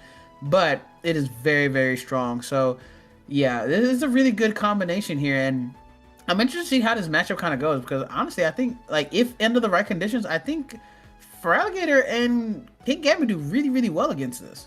Yeah, for a fact. And, you know, overall, it's going to be an exciting match to spectate over here. And we got both players ready in here. Oh, yeah. We're going to have Belly Thanos' point of view, because we know you want to see this Feraligatr pop off. Oh yeah, I would love it, but I mean, hey, like, this is a tough team you're going against with the Floette, so that's one of the things I'm always like worried about, especially because we know with the Mega becoming a Dragon type, and you have to make sure you have enough damage, or else Floette, even though its stats aren't necessarily the best on the bulk side, the damage output is crazy. Oh yeah, for sure. So I'm wondering what the leads are going to be like here. You're almost like always guaranteed to potentially get up a Trick Room. I wonder if script, like what's script game plan into that besides the King Gambit and the Sinistcha of their own. Because I think that's your automatic, like, okay, cool, this is my Trick Room mode. I can kind of do the same thing. Exactly, and I do see the Talonflame coming out for sure on the other side. But the Delphox lead and the King's Gambit, Sneasler, Gardevoir. And you know what? I kind of tracing the blaze, which is interesting. But honestly, this is actually not a bad spot to be in, because we do know the Sneasler is Sash, so you can't even just Psychic and just go into it. So, I mean, there's also Fake Out, so Delphox does have some things to worry about. And Gardevoir could potentially just like, what if I just set up here? Or what if I just go for Hyper Voice here? There's a lot of options for Thanos, but there's also script has to kind of, what's the most important thing for me to get out of this turn? Is it staying here with King Gambit and potentially trying to see what happens next turn? Or is it me potentially trying to get off an Encore, or just at least get this Sneasler down to Sash? But you got to realize that Sucker Punch could definitely do damage on the Gardevoir too, so I mean, when it Mega Evolves, it wouldn't do too much because it's part Fairy. It's Fairy, right? Yeah. This is going to be kind of interesting to see how this goes, because we're just seeing the double Megas here. The question is, are we going to see a Fake Out or not? And are we going to see Trick Room or not? I think right now you don't potentially want to set... I don't think Trick Room's coming out. Oh, no Protect from Gardevoir. Oh, I think this is a double up then. Yep. For sure. Or it's going to be a multi-hitting move. That does so much, even through... I think this might be Hyper Voice then. Because Heat Wave comes out, you're able to tank that. Oh yeah, that and Gardevoir eats that up, no problem. Yep, Hyper Voice, yeah, just getting rid of the King Gambit, not really going to deal. Very offensive here, very, very offensive. And honestly, I'm really not surprised at it, only because I actually think not to be in the player's head, but I think I understand the setup. I think for Belly Thanos, you needed to get rid of the King Gambit because that was the Trick Room option.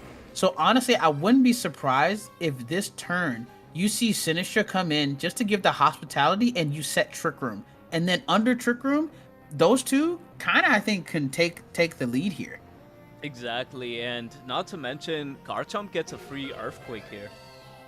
This is true. This is true. Like, but the thing is, Gardevoir should be bulky enough, especially with the hospitality. If it does come in, where cool, I can get my health back, I can live, and then from there I can do Matcha Gotcha Hyper Voice spam because we know these two would be the slower things under Trick Room. And then even if somehow, as long as you set up Trick Room, even if Gardevoir goes down maybe turn 2, we know what's in the back. Gardevoir going for the Protect because do you think it could honestly survive Earthquake and a Heat Wave? Oh, that's huge. Yeah, the coaching tech. I do think that's one of the other things I'm worried about just a slight bit. Just because, like, Encore is here. So, like, this where is like, we could have Rage Powder Trick Room. Or we could even bring in potential for Alligator right now, honestly. Because of that Dragon typing and that Water typing, you're kind of cool with it. Oh, yeah, for sure. A lot of options. There's the Sinistra. Okay, so I think... Yeah, okay, I think Belly Thanos just making sure, like, hey, I want to make sure I can live. So coaching to get the +1, because you're going to potentially eat a Heat Wave and Earthquake, right? Now you can Rage Powder, Trick Room, and then you're just kind of go off from there. So I think just playing it really safe as possible, because you just wasn't sure. Because if a high roll Adamant Garchomp with the Heat Wave, you might have lost your Gardevoir, which is not safe. So I really like that line of thinking, just being really, really safe here. But Delphox and Garchomp are nothing to sneeze at, because it's a lot of damage outcoming. I wouldn't be surprised if potentially Sinistra goes down, but no Encore, just a Heat Wave. Heat Wave, and it's going to be a raw Earthquake. Sinistra does proc the Citrus Berry here. Earthquake comes out. The question is, how much does this do, and what's the move of choice? I'm not gonna lie. Oh, both of them. I really do like how the coaching is being utilized here. Like, these players are playing it very nice. Like, getting their close combat in, coaching, making the Trick Room insane, and the Trick Room is here. This is one of those moments where, like, exactly how you were saying earlier, how Shadow Ball really pays off. Look how much damage that did to Delphox. Like, that was huge. And so now it's like, okay, cool, Trick Room is set, and for the next couple turns, you got to play under my conditions. And that's what makes this, like, all the more difficult to, like, do.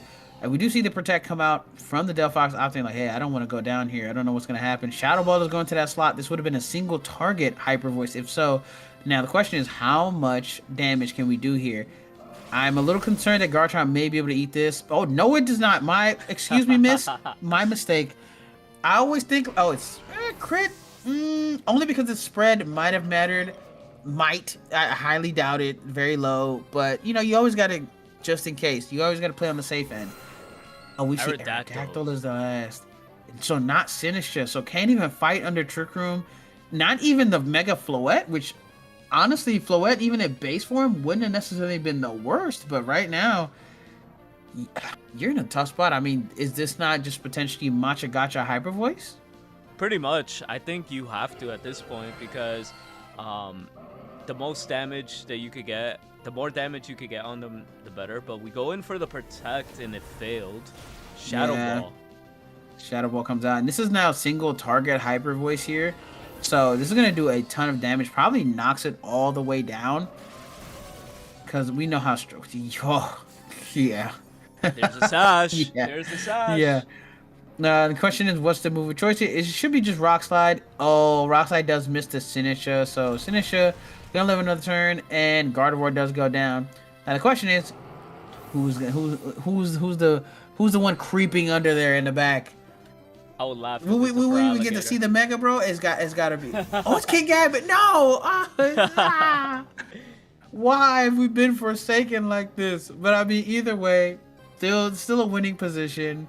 Just would have loved to see the Gator kind of, pop out of nowhere. That would be kind of cool. But either way, Aerodactyl already down to Sash. So a really well done game plan here by Belly Thanos. And Script really going to have to go back to the drawing board, because really brought the hyper offensive mode. But the Sneasler with the coaching, and then, of course, with the bulk of Gardevoir, really paid off dividends there. And Shadow Ball, Shadow Ball being kind of like the amazing part, just being doing so much damage to Mega Delphox and make sure you can pick up those KOs. Nah, for sure. It's just like overall one of the craziest. Uh, I just don't know. it's a Oh, great, yeah. it's a tricky situation once you're, set up in a situation with a Gardevoir with a +1 defense, and then you got the Trick Room set up. It's just not a good time at all. Yeah, For I real. think probably the one thing you do have to like, you can't let King Gambit go down that early if it's your only answer to Trick Room. I do think potentially for script here, just in case, you probably have to bring Sinister because you need a way to fight under Trick Room. You have enough offensive capabilities where you don't need to go fully offensive, but yeah, once Trick Room goes up, it almost felt like script didn't really have many answers because the King Gambit went down so early. So I think potentially you don't even lead necessarily with the King Gambit, just because you just know like, okay, I'm not faster. I tried that avenue where I can Choppleberry and live, and no, it does too much. There's not much you can do about that. So I think maybe you keep the King Gambit in the back in case Trick Room goes up, and I think you go more highly offensive with the Garchomp, maybe the Delphox, and then maybe Sinister and King Gambit are the ones in the back. No, exactly. Yeah, that Delphox lead didn't really do too much. I'm wondering if they're thinking Floette might be the better choice for this one. That I mean, honestly, Floette's not bad here. Like the only thing that does like you don't want to necessarily like the fairy auras, which you don't necessarily want to give to the Gardevoir to help it. So I think that's probably the thing you're worried about. But we do see actually the same leads here. It tracing Defiant is so funny. Maybe this King's Gambit and what do you call it? Delphox has been like working out as a insane lead in general, right? Throughout the tournament, but like, running into a Gardevoir lead is kind of tricky in this situation, right? Yeah, I do think it's got to be some kind of game plan. I think script is trying to pull here. I mean, maybe even potentially like hard swap into the Garchomp just so you can get the rough skin damage, and then you go for damage because we've seen Belly Thanos kind of just like, hey, I'm just gonna get off damage the first turn and not immediately go for Trick Room.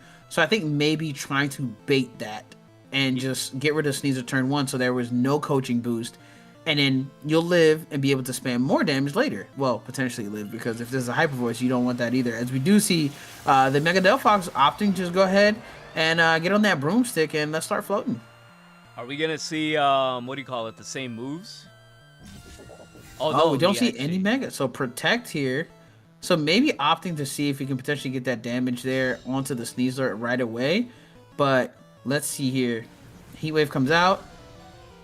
Oh, you know what? Maybe they have the Floette. I mean, the for alligator in the back. Yeah, I think because they opted not to Mega.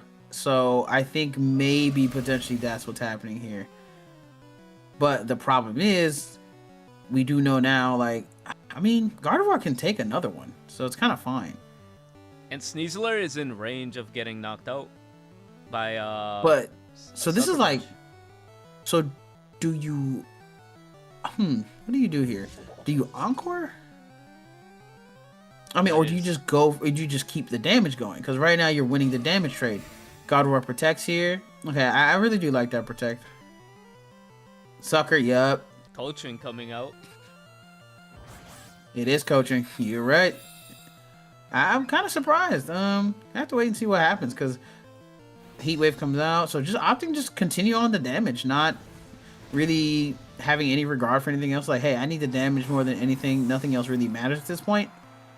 So I think we might Mega the Gardevoir anyway, just because, I mean, Yeah, the only value I see is the Sinister maybe coming out and giving health, and then you Mega, and then hopefully try to get rid of the other one. But no, King's Gambit's here. Honestly, That's actually good. Actually, never mind, because you put pressure on the the Delphox. Yeah, I mean, Sucker Punch won't work if they go for a support move here.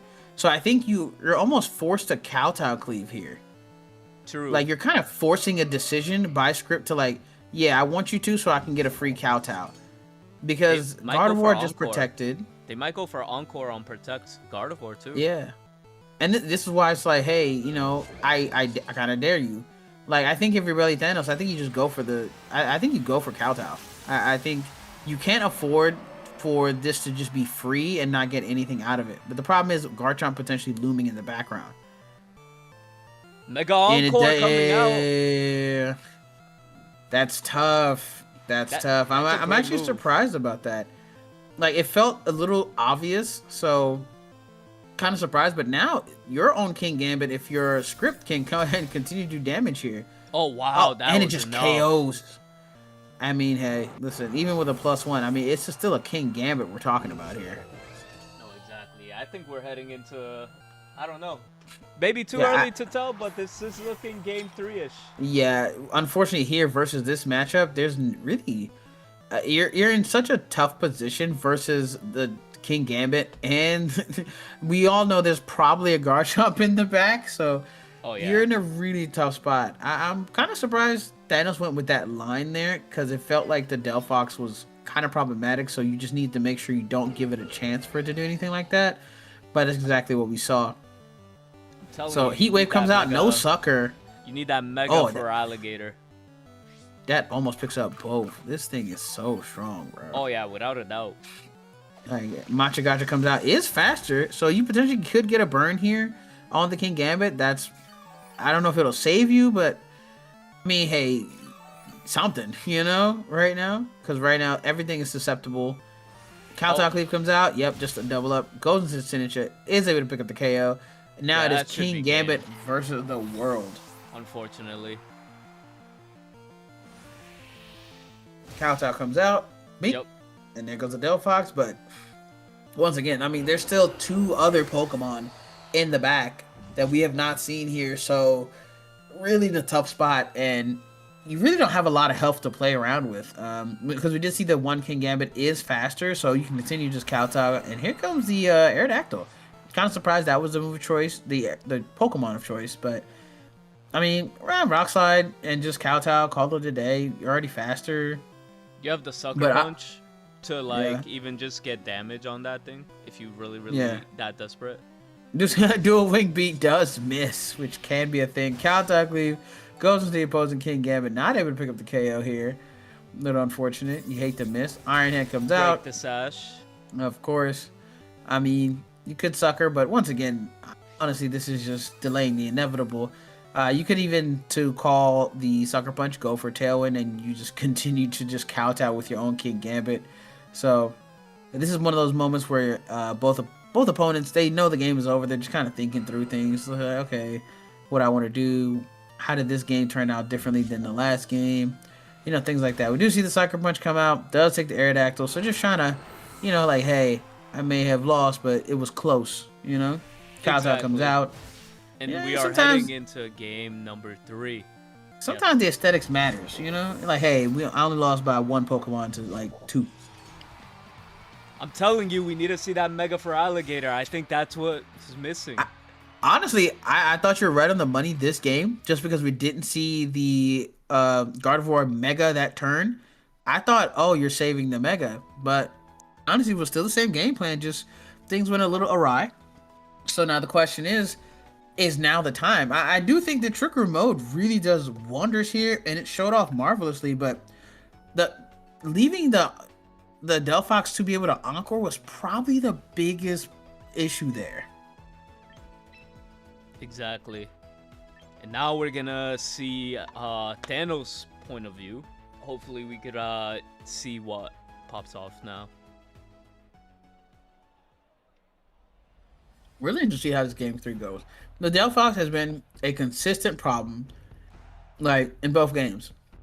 Game 1, not as much because it got pinned down really, really early, but we've seen Script go with this King Gambit lead. Will it happen again, and how does Belly Thanos really adapt to it? No, exactly, and here we go. We got the same lead. Oh, we got something a little brand new, and we got the for Alligator. We're in it. We're in it now. Okay. And honestly, this is a pretty good place to have it, just because, like, all right, I'm double edging liquidation. The Delphox immediately is like, I don't want to be here.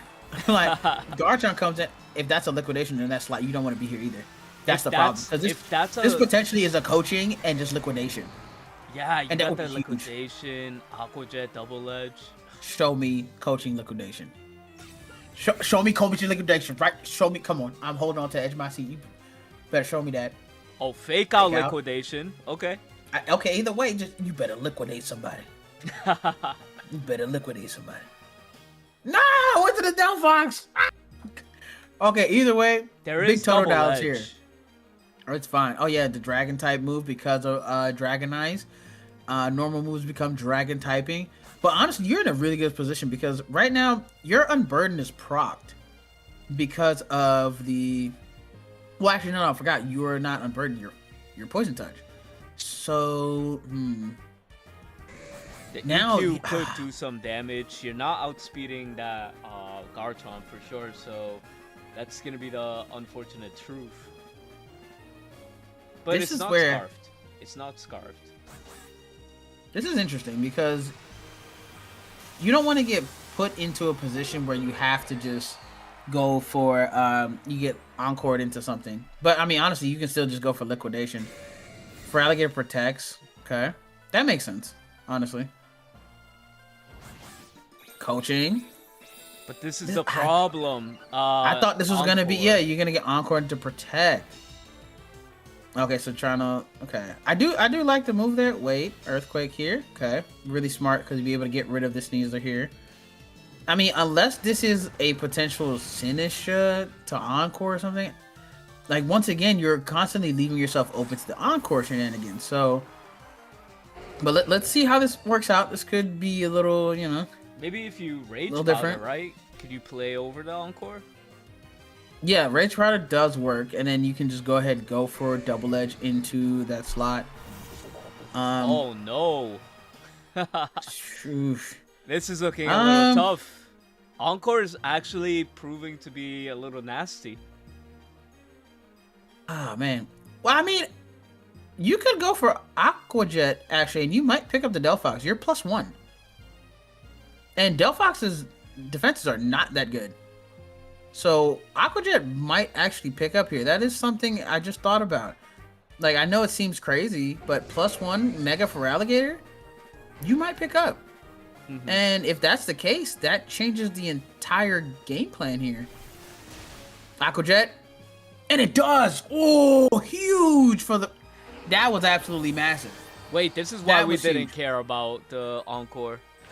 Earthquake comes out. It's going to do a lot, but you do get the Kowtow Cleave here. And, Feraligatr eats that very nicely. No problem at all. Kowtow, this should do a good amount of damage. Not as much as you want, but that's Aqua Jet range for sure. For sure. +1. Oh my god, this thing is insane. The Gator is kind of here to play. This is kind of working out. It got a little skeptical here, but the out was there. The Aqua Jet proving to be huge here. Yeah, question is what comes in now. There's nothing to scoff at because this thing is a monster, and I think we should have saw it in the beginning of game 2. King Gambit. This is kind of interesting because you want to hit this King Gambit with a liquidation. I think you should be able to pick up the Garchomp with Sucker Punch from this range. Like, it's not guaranteed, but the thing is, I think it's better than anything because you want for Alligator to go 1v1 with the King Gambit. I think +1 liquidation should be able to pick up here, but we do see just a the Sinistra coming in, so opting to just like, hey, I need to make sure I live this. Back to full health. I love a little Gurti. Okay, we get to protect from Garchomp. Is this a liquidation into Aqua Jet goes to that slot, so opting to try to pick up there. This probably is a Kowtow though. Kowtow, please. Enough. It has that plus defense on it too. Oh yeah, that does nothing. Oh, that's huge. Wait, the Gator's here, bro. The Gator's here.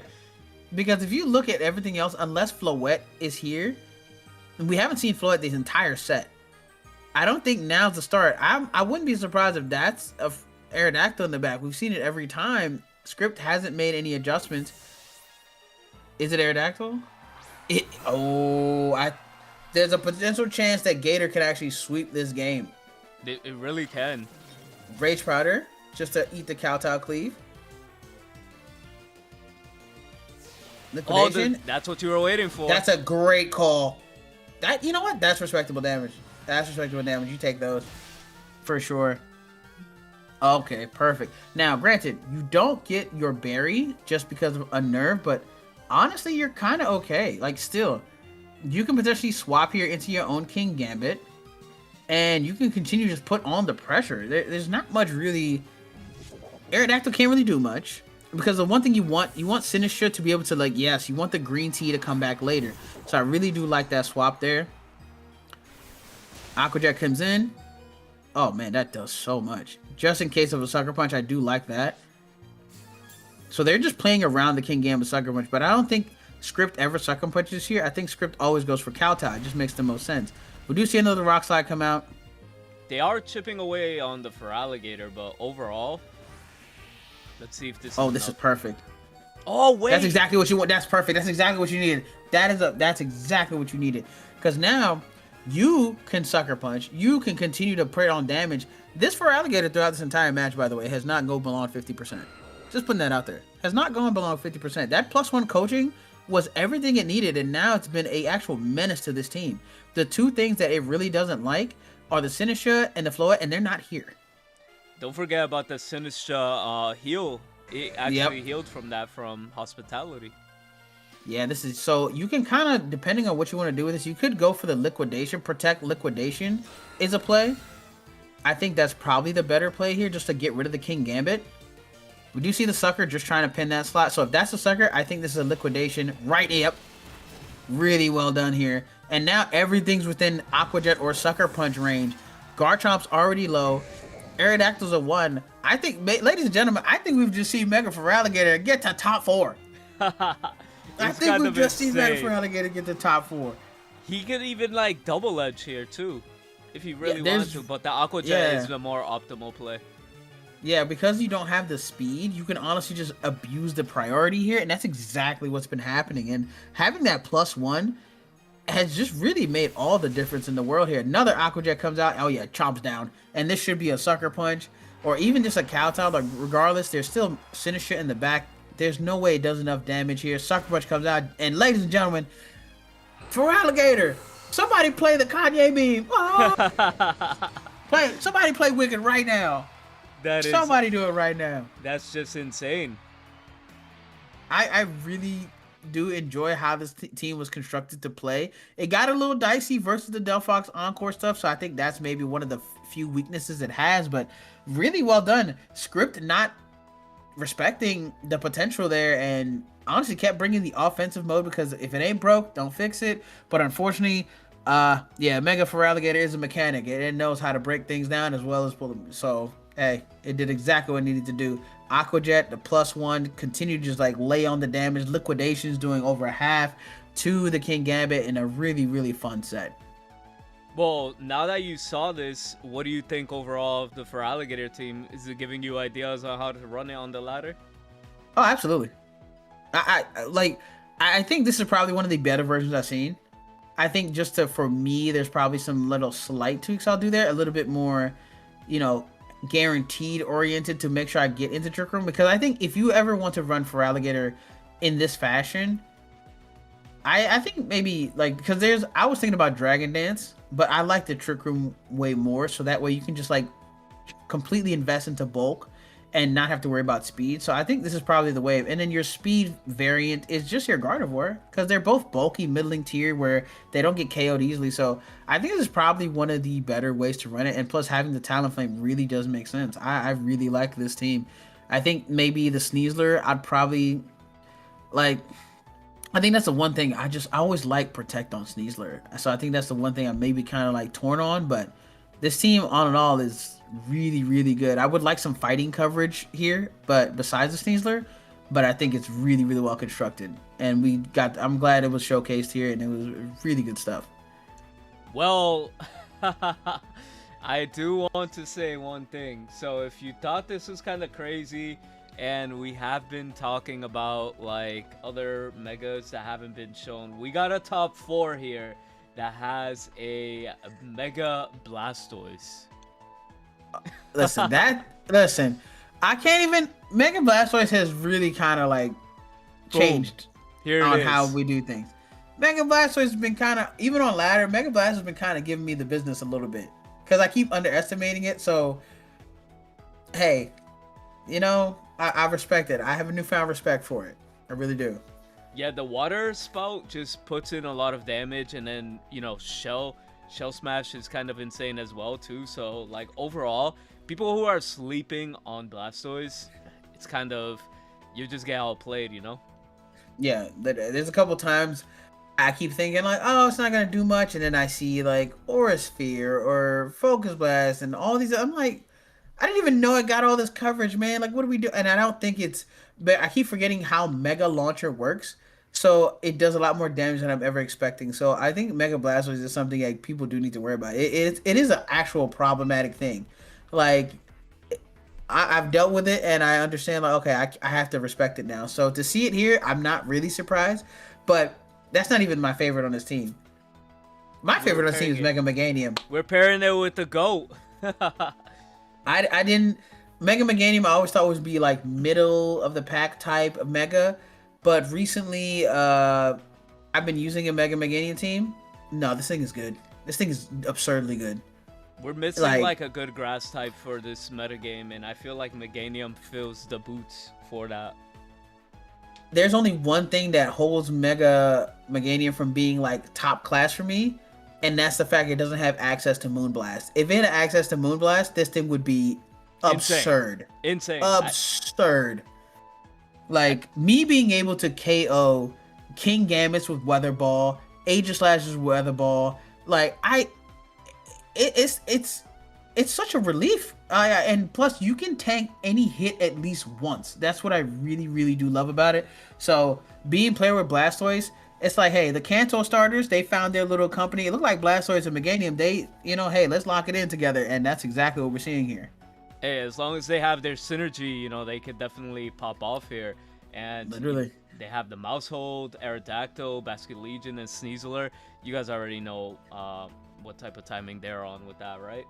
Yeah, But we absolutely. aren't. And No can't coaching. wait. No coaching. Yeah, no coaching, which it's weird because I love coaching, but like, man, Protect is really, really nice. As VGC players, one of the most important moves you have to have is Protect. It just, with It's a so many, staple. yeah, you have to have it. I know some mons can't afford it. Sneasler, I feel like, is it is the top one mon where immediately as soon as I see it, I want it gone. So I feel like Protectors always feels necessary because you can bait so many moves into it. So not having it always feels a little tough. But hey, I understand playing without it. I really do. It's that good. Oh no, for sure. But let's get into the other person's team where they are actually running Lucario and Alolan Ninetales. Yeah, wasn't That is expecting to see insane. a Mega Lucario at all. I've been unfortunately one of the people who just like Mega Lucario this Mega Lucario. I'm like, cause it's Mega Lucario. What's it gonna do, bro? But with this setup next to the Milotic and the Alola Ninetales to set up Veils, and then honestly, this is a really well constructed team, and it's so much good support for the Garchomp, Milo, and Lucario. It makes sense. Like Aurora Veil Blizzards, you get Rock Slides, you get Taunt, which is huge on the Aerodactyl. I That think that's is actually huge. really good tech. I really love that. And of course, you get Encore from the Whimsicott. So you have so much support around it where you can really make a lot of things happen. Where honestly, it makes sense. And of course, we've seen the rise of the Coil Melodic for Hypnosis, and oh man, I really wish we wouldn't. We don't have to do this. We don't have to do this. Nobody wants to be taking sleep turns, okay? But I respect it. I respect it.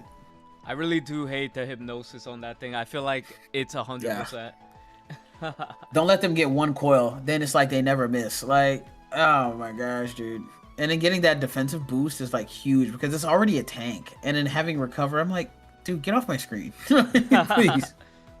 But without further ado, I feel like we can get this match started overall. Absolutely. These players here, Ninetales is definitely going to be interesting, having the snow warning ability, and it's just Oh, going to yeah. be insane. So I right think one of the now, also the other yep. tech, sorry to cut you off, but the No, other you're tech fine. before we get into the match that I did see that I didn't get to touch on, mouse hold with feint is really really good. Being able to break protect, Oh yeah, really let's get nice, and back to that. also for anybody who has sashes, really good. Really that I was waiting for this to kind of. There wasn't a lot of good feint users, but since there's a rise of mouse hold, I think this is probably like the top feint holder. Just being able to like get through sashes and just break protects is such a nice little tech you don't see very often, but it's really good. You know, I'm not gonna lie. Faint, I haven't seen this since like Oh, it's been a while. Generation 4. It's been Yo, a while. Like it's been a while. I think the last time we've seen a good prevalent amount of fake was probably around like 2017, 2018, because 2019 and such was restricted formats and stuff like that. So yeah, we haven't really seen feint being that valuable until like now. Even though there's not a lot of great feint users, mousehold is one of the few, especially with friend guard. So really, I really do like that, because sometimes you'll be right there, you need to pick up a KO and they protect, where it's like you can call that and like break that. Like we're not doing that. So really good stuff here. No, yeah, of course. So now let's switch in to the champions arena. Oh yeah, I Where really do love the spectator mode, man. Shout out to Pokemon Champions, bro.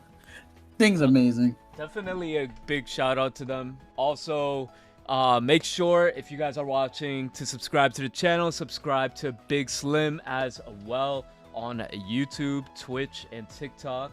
I'll let you say your at one more time.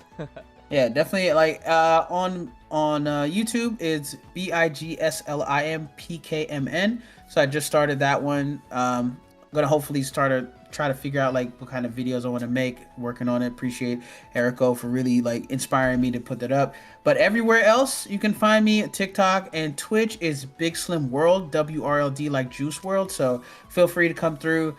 Sometimes you'll catch me like doing random variety things like that, but I'm always willing to talk some Pokemon. Love the game and been playing for a while. So if you ever need any knowledge or just want to come kick it, by all means, come find me.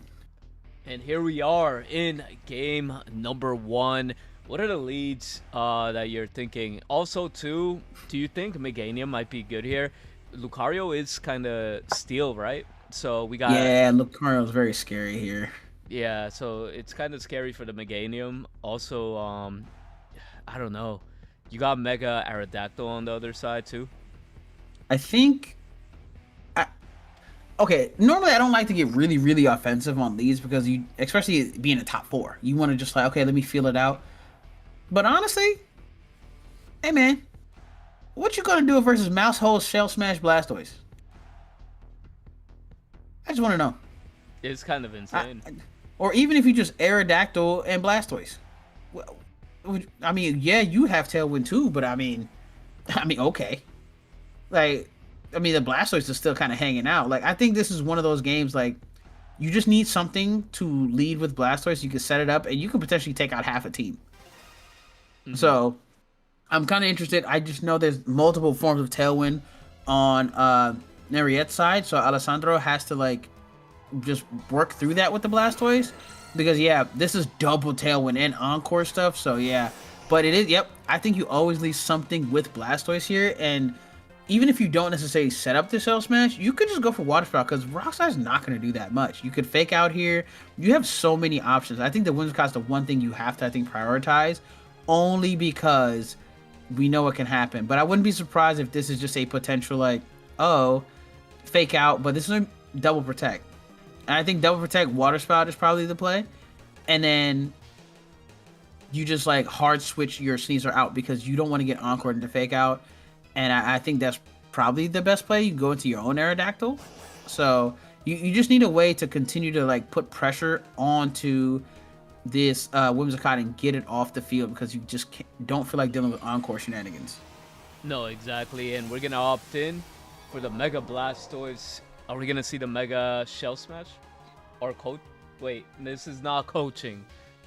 So. Okay, we do see Protect here. Will we see a Protect on the Whimsicott as well? Because if not... Okay, so Whimsicott does not Protect. Oh, we got the Tailwind, okay, so we just see Tailwind. Okay, interesting. I'm surprised it wasn't just a Dire Claw right into the... But this is a big Water Spout here. I really do like Water Spout being the the thing of choice because you don't. If you're gonna get encored into something, let it be something that's like useful.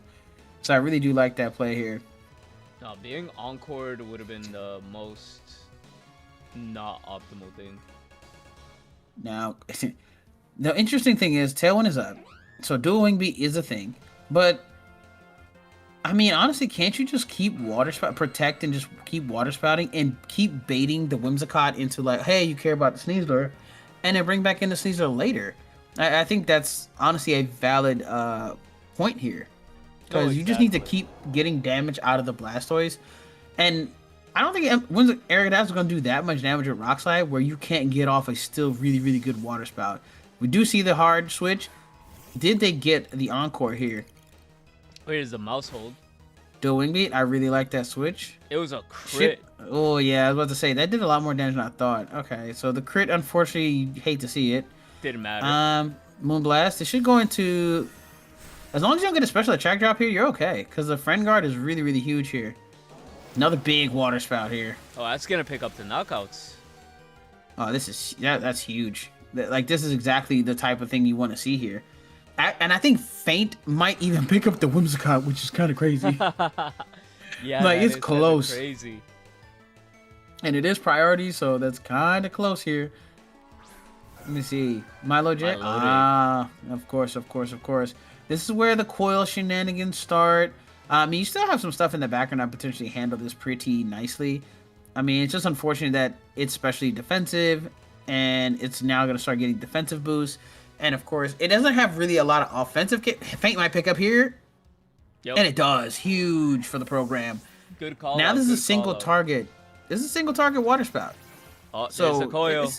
It's still gonna hurt. Still gonna hurt. Oh, but we saw smash. Yeah. He says in we don't case care. You were setting up, I'm gonna set up too because you're not about to. And then after this, there should be only one more turn of Trick Room. So what you could do is double protect here, and then after that, you just go for Follow Me and Water Spout. So, and then you have Sneasler in the back, and another Pokemon that potentially can handle the Milo along with the Lucario here. Hey, it could definitely be a, what do you call it, Basket Legion too. Oh yeah, that would be huge, because last respects, no matter who it is into, it's going to be a lot. This should be the last turn of Tailwind, so I wouldn't be surprised if this is just a double protect here. Do see Blastoise go for protect? Will we see the Mousehole go for protect? Oh, there we go. Okay. Yes. Yeah, just to waste out the last turn. Now the question is, does Milo go for another coil here? We do see the Bullet Punch come out. So tries to go for Hypnosis. Man, but the thing is, though, I mean, you can just go for Follow Me, and Lucario, I don't know if Lucario can necessarily afford to protect, per se. It's because it's still, Blastoise still outspeed. So, let's see. Yeah, okay. It makes sense, though. So, Follow Me should come out here. They're probably going to go for Hypnosis, but, I mean, you just get to keep launching off Water Spouts, like, as much as you want. Now, the question is, how much does Milo take from this? This is Cell Smash, Blastoise here with Mega Launcher. Oh, that's a good amount of damage. I can live with that. But it definitely has leftovers, right? So... Okay, we do see the Hypnosis come in here. Now, the thing is, how much damage are you going to take from a Bullet Punch? Because it is, Water Spout is based on health. So the lower your health is, the less damage it is. And it is a Mega Lucario. You do have Friend Guard active, so you have to burn through these sleep turns. You just might as well stay here, burn through the sleep turns. And maybe a protect. I think you always just... Yeah, I wouldn't be surprised here. Oh, that does nothing! Much. Yo, Friend Guard, I forget how good it is. This Water Spout's still going to do huge amount of damage. This is Cell Smash Blastoise. Yep. Oh my gosh. That is it for Lucario. Oh my god. Yeah, Friend Guard, we forget because there's not a good amount of Friend Guard users in the format right now.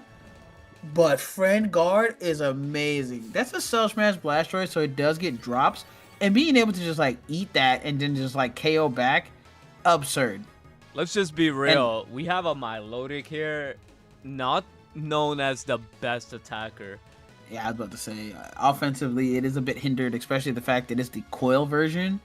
So I mean, you're Oh, not, and a taunt! taunt is huge because now it basically shuts down no recovery, no coils. That just shut it down completely. Skull comes out, but that's okay, and it still lives. You're hoping for a burn here actually, because you really want your mouse to go down so you can bring in Sneasler or something else. But honestly, you're pretty cool. Like honestly, what follow me again, and then you just hope Blastoise wakes up and you get off a single target water spout here. Yeah. Nah, it's kind of cooked. Yeah, I mean, there's stranger things that have happened, but right now you really have to. You're gonna have to hope. I mean, with the taunt being the thing that's active, you can't recover, and then next turn is just a fake out from the Sneasler that's in the back.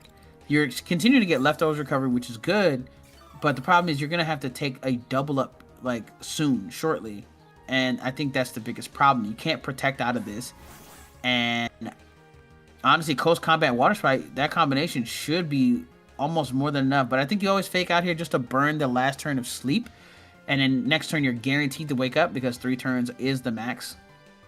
The simple And fact that we're seeing the power of like Blastoise here presented in top 4, insane. The Cell Smash, amazing call. The Friend Guard is, I think, one of the biggest things. Like being able to just support Blastoise like this is amazing because what else stops it? Like it has not hit yellow health the entire game, and that's why these water spouts have been able to get off so much damage. Oh no, yeah, without a doubt, and it's just popping off, and you could definitely see why, right? So, Hey man, listen, if all our top 4 players, if they want to throw me the sauce so I can play some ladder games, bro, please do, cause y'all teams are fire, bro. Like, come on, man, help a brother out, man. I'm trying to showcase the spice. nah, I feel that. I really want to try out that for alligator team. Like overall, it Yeah, seems this insane. one and the Blastoise, because I'm not gonna lie, like I said, I've been getting cooked on Blastoise. So the fact that I'm seeing it do this, I'm like, hold on, let me show off the sauce, bro. Exactly. Amazing stuff. So I can't wait to see what this game 2 is like. Okay, so the Milo really get to do much. It's just kind of there. This matchup, I feel like you have to go really physically heavy. I feel Garchomp almost has to come because, or you could bring, or the Ninetales is a thing. You know, getting up Aurora Veil so you can mitigate some of the damage. I mean, you don't want to go too support heavy because I felt like that's what happened in that first game, but you definitely need some way to kind of like have more proactive matchup into the Blastoise right now. No, exactly. That makes sense. This makes sense. I think the Ninetales is just enough support. I don't think you need too much. I think setting up a Veil, being able to Moonblast, or even Freeze Dry is huge here because now you're forcing the Blastoise to respect your damage. And also the Sneasler is like, okay, cool. I have a Lucario and a Ninetales here. Like, yeah, you can do Dire Claw, but I should be able to live, and then I can immediately get the Wrecking. So I really do like this adjustment versus bringing the Whimsicott and the Aerodactyl. Nah, exactly. I like how they're confident in the Blastoise lead here as well too. So, you know, even in this situation, having that like fake out Shell Smash play available is so good. Yeah, I think Shell Smash is what probably potentially comes out here. We do see the Veil. Yeah, I do like the Veil. I think you do need to have some kind of damage mitigation here. If this is just a spout, this is your best case scenario. But if it is a Shell Smash, you're kind of in a little bit of a bind. But that's why you set up the Aurora Veil just in case in the first place. Now, the question is, do you potentially try to go for something to slow it down? Or do you just have that much faith in the Aurora Veil where you just go for the damage here? Because Lucario right now can still do quite a bit, but Cell Smash is what you do have to worry about, as we do see the Protect. I mean, well, we'll see the switch. I don't know if it's a Protect just yet. We see Whimsicott hit the field, and it is a Protect. Oh yeah, for sure. It has to be. Water Sprout comes out. Yeah, I think this is going to be a Tailwind turn, which makes sense, but Dire Claw potentially goes into that slot, and ooh, that does a lot. And that's actually insane. Oh, that's a double up. Damn, That's what huge. a call out. What a call out. That's huge. Yeah, not able to get any Tailwind up. Oh man, the Blastoise really, even through. Do you have to bring maybe Friend Guard, or I don't? Here comes Chomp. Okay. The problem is the Blastoise still be outspeeding, and I think it's the biggest issue here. Oh yeah, without a doubt. Um, I'm trying to figure out which. Oh, it gets a double protect. That is So gonna huge. Earthquake here. Water Sprout comes out. I don't know if it's gonna live this. Probably not. Well, Aurora Veil is up, so 5%. Oh, oh, Oh and no! oh, just after like yeah, it doesn't matter, bro. I'm just gonna keep on, and now you get the Unburden proc. Yeah, this is game. This is Blastoise is I really this is just, a problem. I just really think you did not want that Garchomp to survive at any point, and we're seeing the forfeit here. Unfortunately, it had to go Blastoise is down. ladies and gentlemen, Blastoise is that was a statement to say the least. Even with the Aurora Veil, like it just because of the speed advantage, it just that was a statement. Like Sneasler being like excellent support there because of having the poison coverage and the fighting coverage, just being able to do lots of damage with the fake out, like that was something to watch. Yeah, it just shows you I'm a that little shook. Blastoise is very dominating in this lead, right? Yeah, when you have positions like that, and some teams, you just kind of you just put your foot on the gas, all gas, no brakes, and then it kind of, you know what I mean? No, Like, exactly. And once you have like your foot there is like on the gas pedal, you just don't. The smart thing is don't take your foot off the pedal and just pop off because that's what you need to do. yeah, that was that was a Blastoise showcase if I ever seen one. That was absolutely perfect. Like there's no other way to really, you know, to really go around that because it was just just But a hold up, dominating fashion just now. hold up. We Yeah. do have the other top four. The other top four is going to be a very interesting team, and you're probably going to be very interested in this one because here we have Mega Meganium with Farigiraf, Kangaskhan, Aerodactyl, Basculegion, This King's Gambit man. You versus. know how I feel about this giraffe, bro.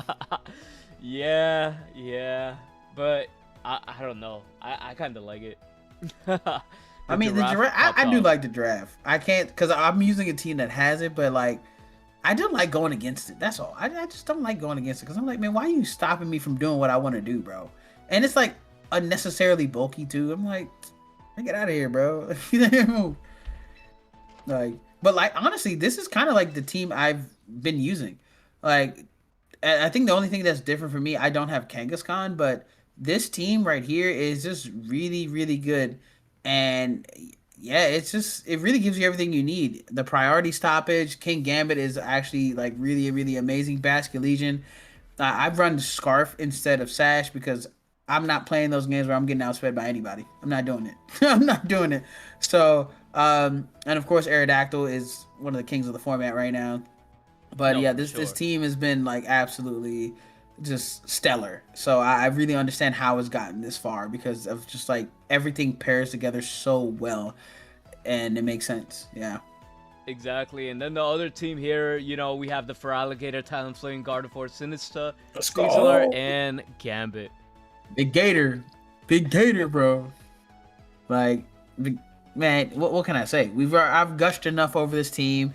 Not trying to be biased, but like it's cool to see for Alligator in this spot, and not just that, being able to have that kind of balance where it's like not only does it showcase sometimes the for Alligator, but more consistently shows off like Mega Gardevoir I think is not being given enough respect in this format.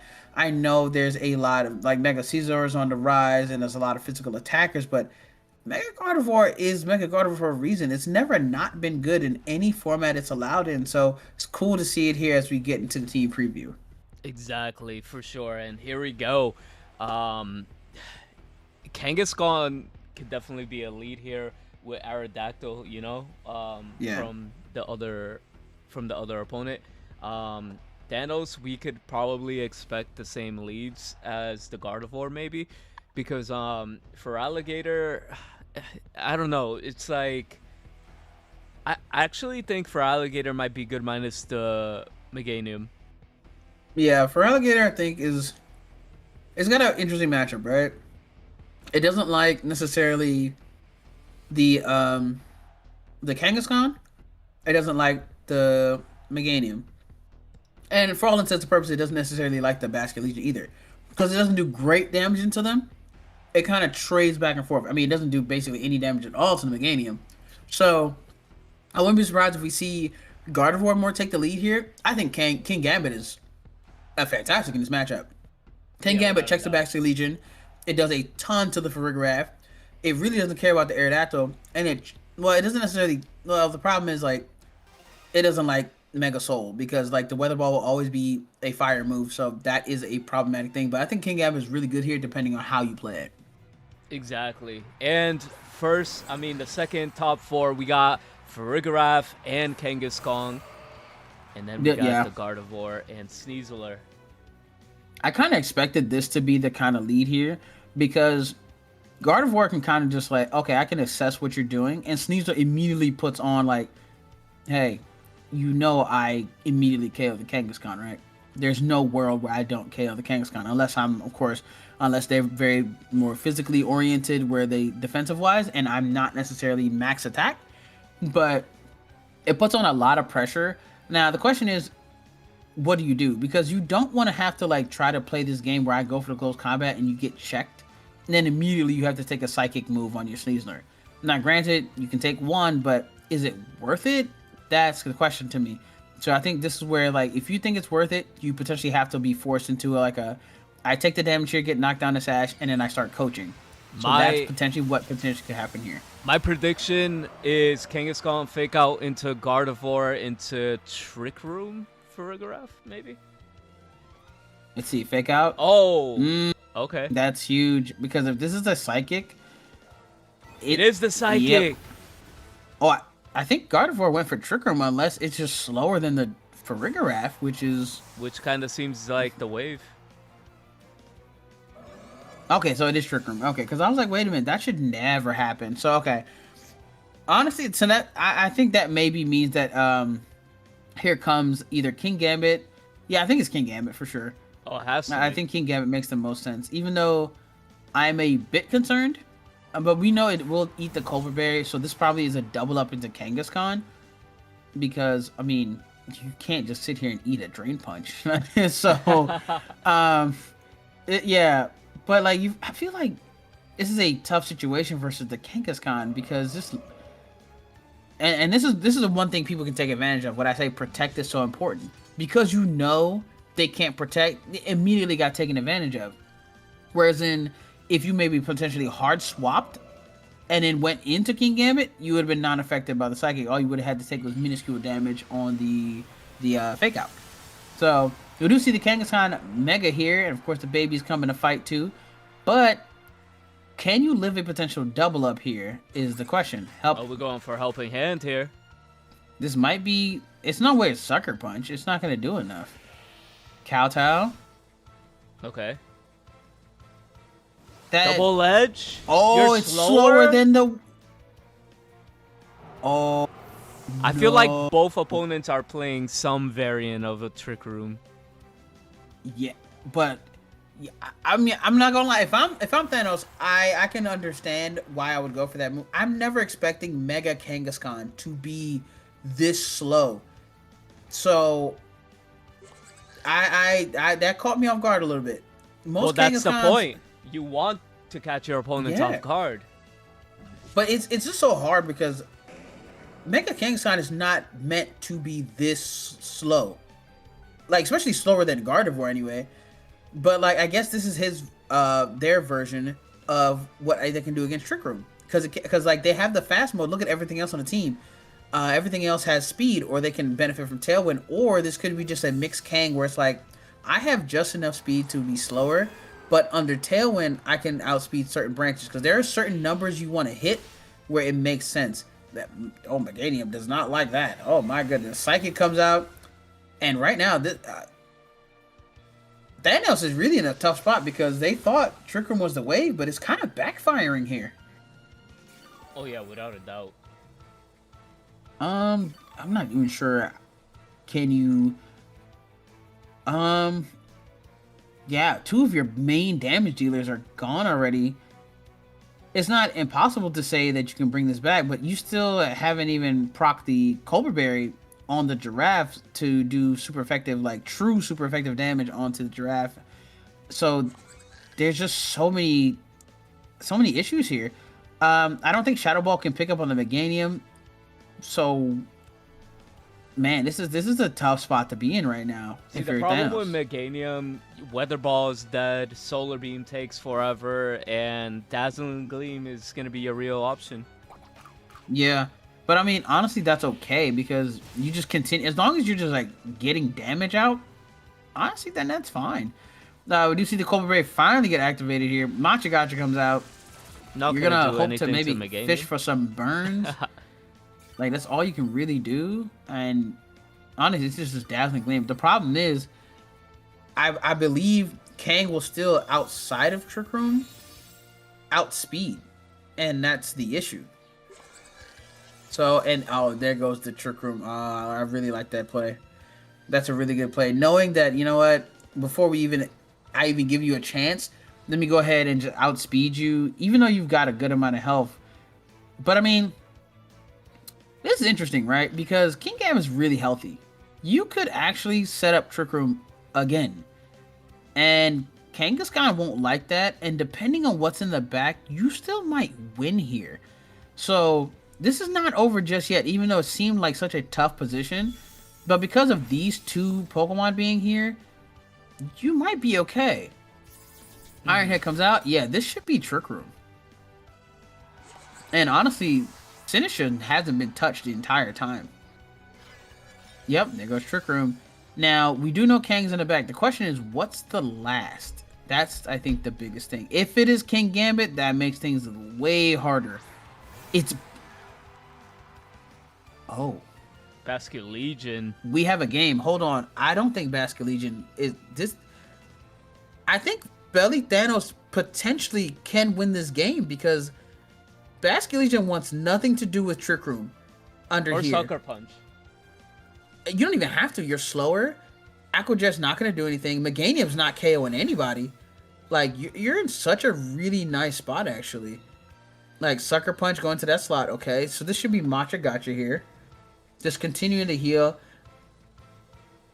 And, this honestly, if you're Belly Thanos, you're kind of okay here. If you fish for a burn, you get it on Meganium, that helps out. And there it is. Asher's Curse. I'm sorry. It was bound to happen. It was bound to happen. But I actually think you win. Yeah, there's like, oh, and that only almost secures it for me Exactly. because Kangaskhan now can't really do much. I mean, you always kowtow and you just sucker. I mean, kowtow and go for Matcha Gotcha. The only way you get out of this is somehow Basculegion stays alive, but it's gonna get KO'd this turn. Yeah. Like, undoubtedly. Yeah, I The mean, fact unless that it misses here. survived, It can miss a Matcha Gotcha only because of Sash. Oh, It can yeah, miss a Matcha you're Gotcha, right. which is like very low, risk. Oh, I like that. Shadow Ball straight into it. These are the plays, the little things where it's like, I want to guarantee the KO because Matcha Gotcha can't miss. So instead of like, no, you need to go because Dazzling Gleam, I'm eating those. Now, granted, King Gambit's starting to get a real low. That was a crit. That's why. Okay. Oh, the You burn. hate to see that. The burn could just Yeah. win, you know? Yeah, I was gonna say there's almost no way around it because Kangaskhan can no longer do anything to the Sinistra. That was I'm so that ladies and gentlemen, a lot of people forfeit too early, but this is knowing like, wait a minute, if I get the right conditions, I still win. That was marvelously played. Because even me, I was like, wait, this is bad. But then once you kind of saw that, oh, Sinistra and King Gambit kind of don't take a lot of damage here, and because Mega Meganium is not a thing, it's just a regular Meganium, it gave the out, and they just played to it perfectly. They, I think going all in on the Kangaskhan was cool for the moment, but actually backfired. I'm not gonna lie, I feel like we're gonna see Sneasel or Carnivore again. I wouldn't be surprised. I think it was good. I think they now like make some adjustments for sure, and I think that's what is all the difference in the world here. Because even though you went all in that first turn, it didn't really pay off. So I think you can bring it again, and then you maybe want to go about it a different way. I think Sneasler potentially lives the turn this time because you don't want to go all in. So, and then there's also like, do you ever bring your Basket Legion out front, like, and just because like King Gambit's not there, and maybe try to get off some huge damage prior? That is a good question. That definitely is a good question. But hold up, what are we looking at? Aerodactyl, and then after King's Gambit, you think that's gonna be a better lead for the other trainer? I do understand it. I do understand it. So, but like, there's still like an issue here where, like, you can kind of just go for close combats here, and then you also can. Oh, yeah, that has to be an Aerodactyl. Okay, I like that. The question is it a Kowtow Cleave? Ironhead. That's huge. Okay, that's fine. You eat that. Okay. This is now this is where things get interesting. You can anticipate a dual wind beat coming in here, but do you want Sleazer to go down this fast? Because you can just Ironhead the Aerodactyl and immediately clear it. And I think you bait and you just swap, but like, you don't want to necessarily get red and get double tapped into that slot because you don't have protect. That's the biggest thing, right? So, are you willing to just go all in this turn? Because you can go for close combat and then go for Ironhead, and you potentially pick up 2 KOs here. It all depends on what you're willing to lose. The Sleazer doesn't seem like the biggest part of this game plan, so I think maybe because you don't want to take damage on anything else, especially like your Gardevoir, I think you go for it. I think you, like, but we see a switch. What switch is in? Sinister. Get that health back. The health, not too bad. I'm just worried about what goes into that slot. Oh, it's a protect. Okay. Survey. Oh, it's a double protect. Okay. Oh, you're okay with that? That's actually a really, really nice turn because you got in Sinister for free. You got your health back for free. If you're Thanos, that was one of the best turns you could have, honestly. You kind of just reset the game state. Yeah, I mean, you already. Once again, you're just like, okay, cool. Like, I'm okay. My Sinister's here. I could just swap and then take a potential Kowtow Cleave. I could Rage Powder. You can eat one dual Wing Beat, and if you don't want to, you can just swap again, and then your King Gambit's in a marvelous position to kind of take a KO here anywhere it wants to. We do see the Tailwind here. The question is this just a Trick Room here? Kowtow Cleave comes out. Does it live? Oh, by 16? If this is a Trick Room, that changes everything. Yeah, without a doubt. Because now this Citrus Berry procs, because Unnerve is the reason the Citrus Berry didn't proc, and if this is Trick Room, this game completely flips. Because now that Tailwind's going to go against you. And it's a Trick Room! Oh my god. The reads! That was huge. And a marvelous turn, because now you have 4 turns of Tailwind to deal with under Trick Room. And, oh no.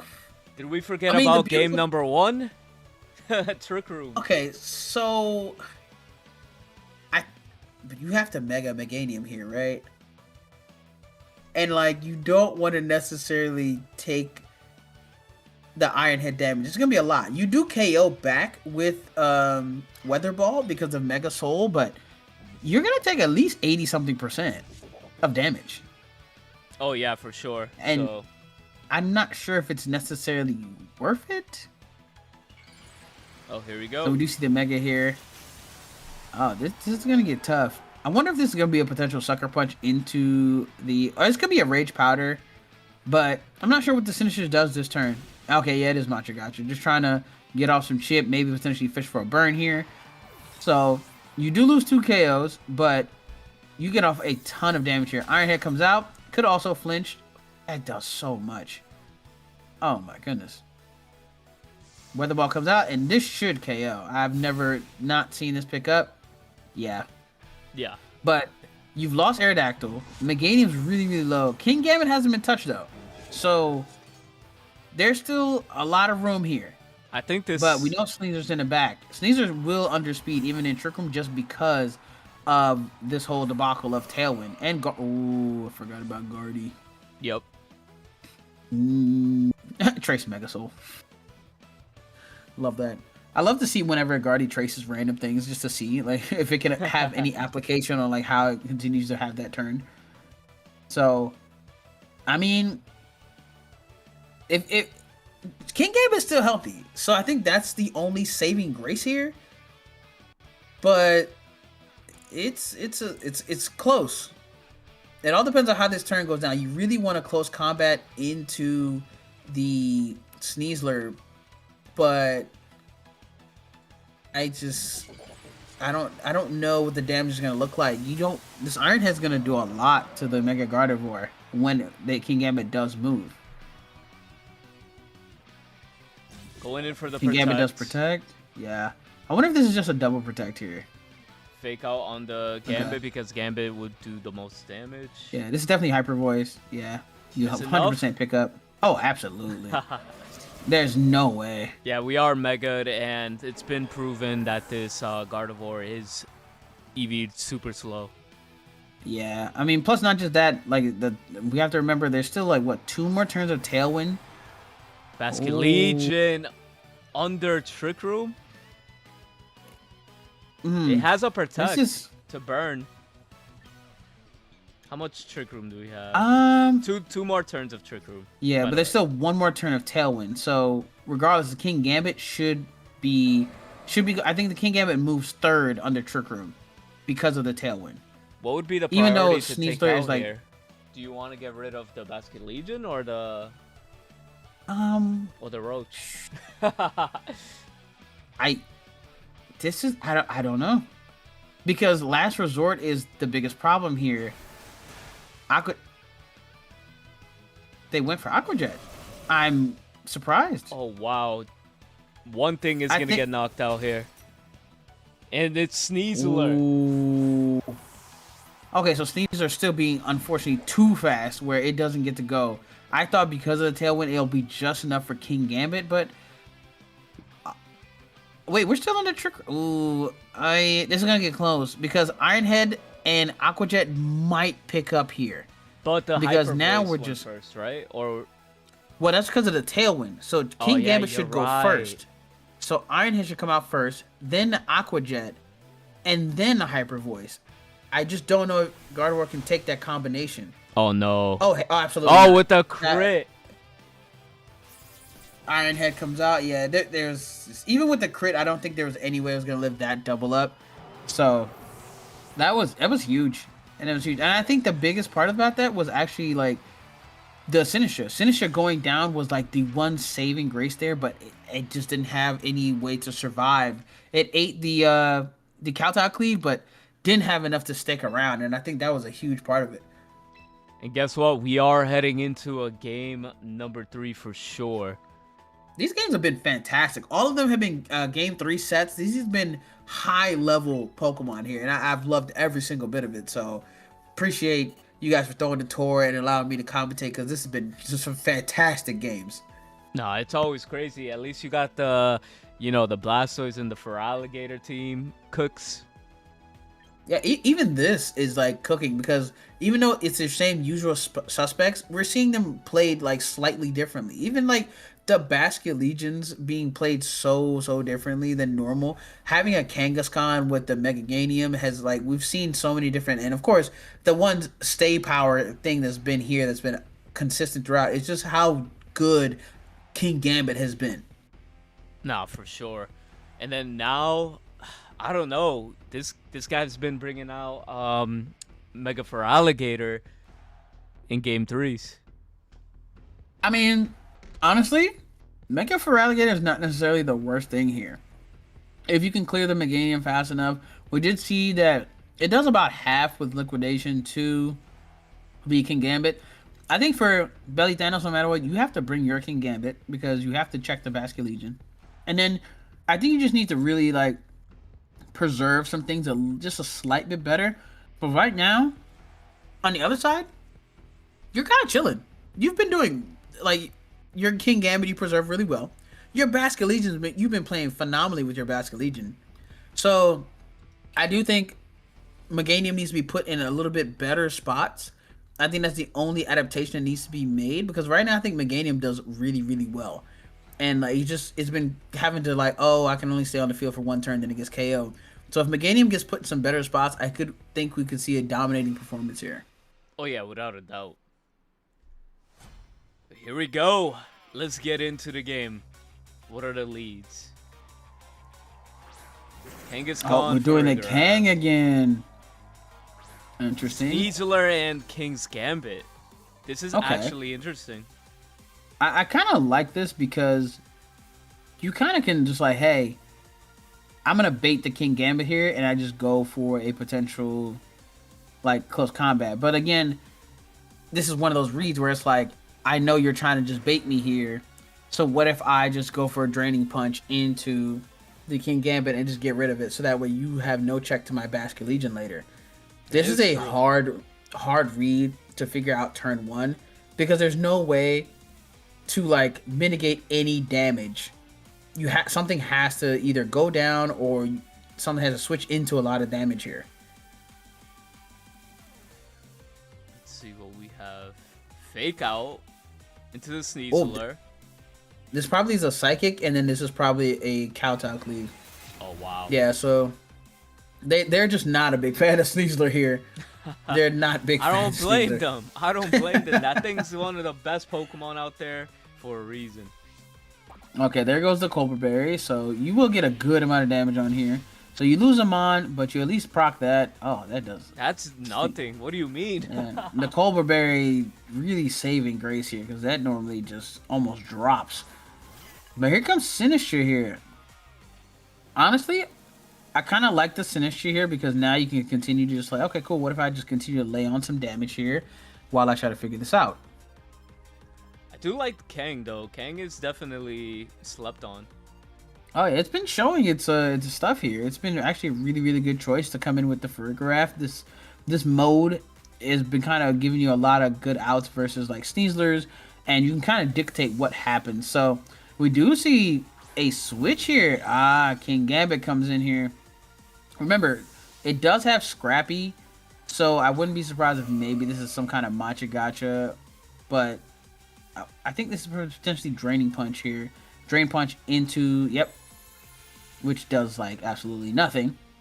If this is Matcha Gotcha, this is a really good turn because you potentially could fish for the burn here. You don't necessarily need to set Trick Room, but Trick Room is what's set already. Now, one thing here just to bring up, he didn't Mega the Kangaskhan. Now, is that a tell sign that Mega Meganium is in the back? I think right now it's just a best way to kind of utilize Kangaskhan because you don't necessarily need those hits. You just kind of like, because of the Scrappy ability and being able to actually do things to Ghost types, you kind of want to keep it here. But that is true. I think this is huge because now you can Mega and then go for Hyper Voice, and because there's no Aerodactyl, you will take whatever moves with Rage Powder. You'll do a significant amount to both, potentially even KO range, and then you can Rage Powder again next turn. So I think this is what the setup was. Now, granted, we just need to see how much damage it does. No Mega still. So this is huge. So you can actually hit Ghost types with Scrappy. Okay, Iron Head comes. Oh, that's huge not getting the Kowtow there, actually. That's a big deal. Drain Punch comes out. See, you are able to do damage now, but you will get the Citrus Berry. Am I tripping? I think this is what makes it. Or did this like Trick Room help the opponent more? Oh, now this Trick Room is good because Gardevoir is getting to spam here, and Sinistcha is not gonna go down. Like, unless you double edge, but still, it's not gonna do enough. Thanos does have a bulky like lineup over here. Like, it's tanking everything they're throwing at them. So, because I think this actually Trick Room worked out pretty marvelously because King Gambit and Kangaskhan are not really big fans here of what's going on. So you can kind of dictate what happens because we just see Iron Head just now. You could go for a potential because you feel like a Kowtow is coming in because they're gonna Rage Powder, right? You could call that Hyper Voice and Matcha Gotcha because there's no way you sucker under these conditions unless you're the bravest Pokemon trainer in all the land. Right. That is true. So this trick room has been interesting, but it's a great utilization of it here. Oh, there's no way you're calling that. There's no way you're calling a sucker and you're going. There's no way you're calling that. Here's a rage. I don't. I mean, we'll see if you live. Kowtow. Good Kowtow there. This. If it's this a is gonna double hurt. edge. I think Gardevoir goes first. Nope. Oh my god, and it doesn't. I forgot. Oh, it picks up. No way. Yo, no That shot. was huge. Huge. No shot. Kang is crazy, bro. Oh, that's a yeah, that's it. But that's what At where first- I was trying to say. Like, did that trick room really just? Yeah, because the Kang looks slower, but I felt like, okay, you're still in a good spot. I think you're okay, but yeah. So I wonder if the play was to protect and just go for the Matcha Gotcha, just to ensure you potentially fish for a burn. Because if you did that, then, you know, only Sinister will go down, and then you can still have your Gardevoir, and then you could have brought in your Gardevoir next to your, what's the name? Good Kowtow there, but of course we know this Sash Basket Legion has been huge in this because always guaranteed to make sure it gets off at least one attack here. Then gonna go for the reverse. That does a lot. Yeah. That does so much. Oh, it's crit. Okay, Crit I was like, mattered. wait a minute, that does a Crit lot. mattered. I mean, the problem is you still have this. It's a 1v4. Like Yeah, I'm a big it's King Gambit supporter, but without like a low kick or anything like that, this becomes almost. I'm not gonna say unwinnable, but it's just very difficult here because eventually I'd say- Kang does get in, and Drain Punch is the problem. I'd say unwinnable. You got like you even turn off Sucker Punch when you get Farigiraf on the board. That is, yeah, that's huge. Basculin just go for protect here. What is the call here? Kowtow, oh, and you're slower on the Trick Room. That makes it even worse. Oh no. Iron Head. Probably Oh, thinking no. he could outspeed. Yeah, and to potentially go for a flinch, but the problem is, yeah. Now he's. I mean, slow. now Basket Legion just does Basket Legion things, and you continue to just click Kowtow or Iron Head, and eventually Kangaskhan comes in, you fake out, and it's over. yeah, it's really a tough choice, and I don't think Thanos really has an out left with King Gambit versus 4 Pokemon. That, not necessarily the healthiest, but it's just a lot to ask for, and that does so much. And now just pouring it on right now with the priority moves. Kowtow comes out, not able to pick up the KO, and once again, just pouring it on. Just this continuous spam here, and ladies and gentlemen, cool, Sash Basket Legion and King Gambit and slow Kangaskhan under Trick Room, putting in the work. Exactly. And that Aqua Jet is gonna finish it. Really, really marvelously well played there. I have no, like, the Trick Room was doing what it could, but it just wasn't enough. Gardevoir tried to carry, but having a Kang be slower than you under Trick Room really made it tough because there's just so much damage, and it really goes to showcase, like, hey, Kang, you don't have to be part of a balanced team. You can just be part of my Trick Room mode and just absolutely blow things away with Double Edge. No, exactly, and that was just insane. Well, I'm glad to see the Feraligatr be in top 4, you know? Oh, it was still a marvelously played, amazing run. Just that matchup was it's such a back and forth, and your best mode is Trick Room, but it's being countered by them because they're slower. But you can't necessarily fight them in a middle speed type of thing. It's such a weird matchup for you there. It really takes time for you to learn those lines to be like, hey, this is my optimal 4 and how I play it. But a marvelous set, and it was amazing to watch. No, exactly.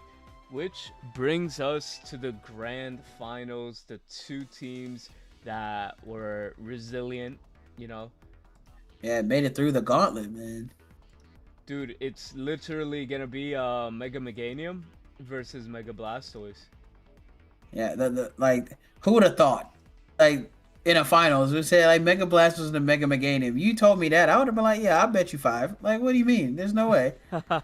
But Mega Meganium has been on the rise, and this team is really, really, really well versed and has a lot of different options. Of course, the Mega Blastoise is just like, hey, I'm all gas, no brakes. If you can stop me from water spouting your entire team, you know what? Good on you. Let's see what you got. So it's been a wonder to see, and I think Blastoise stocks are up right now, baby.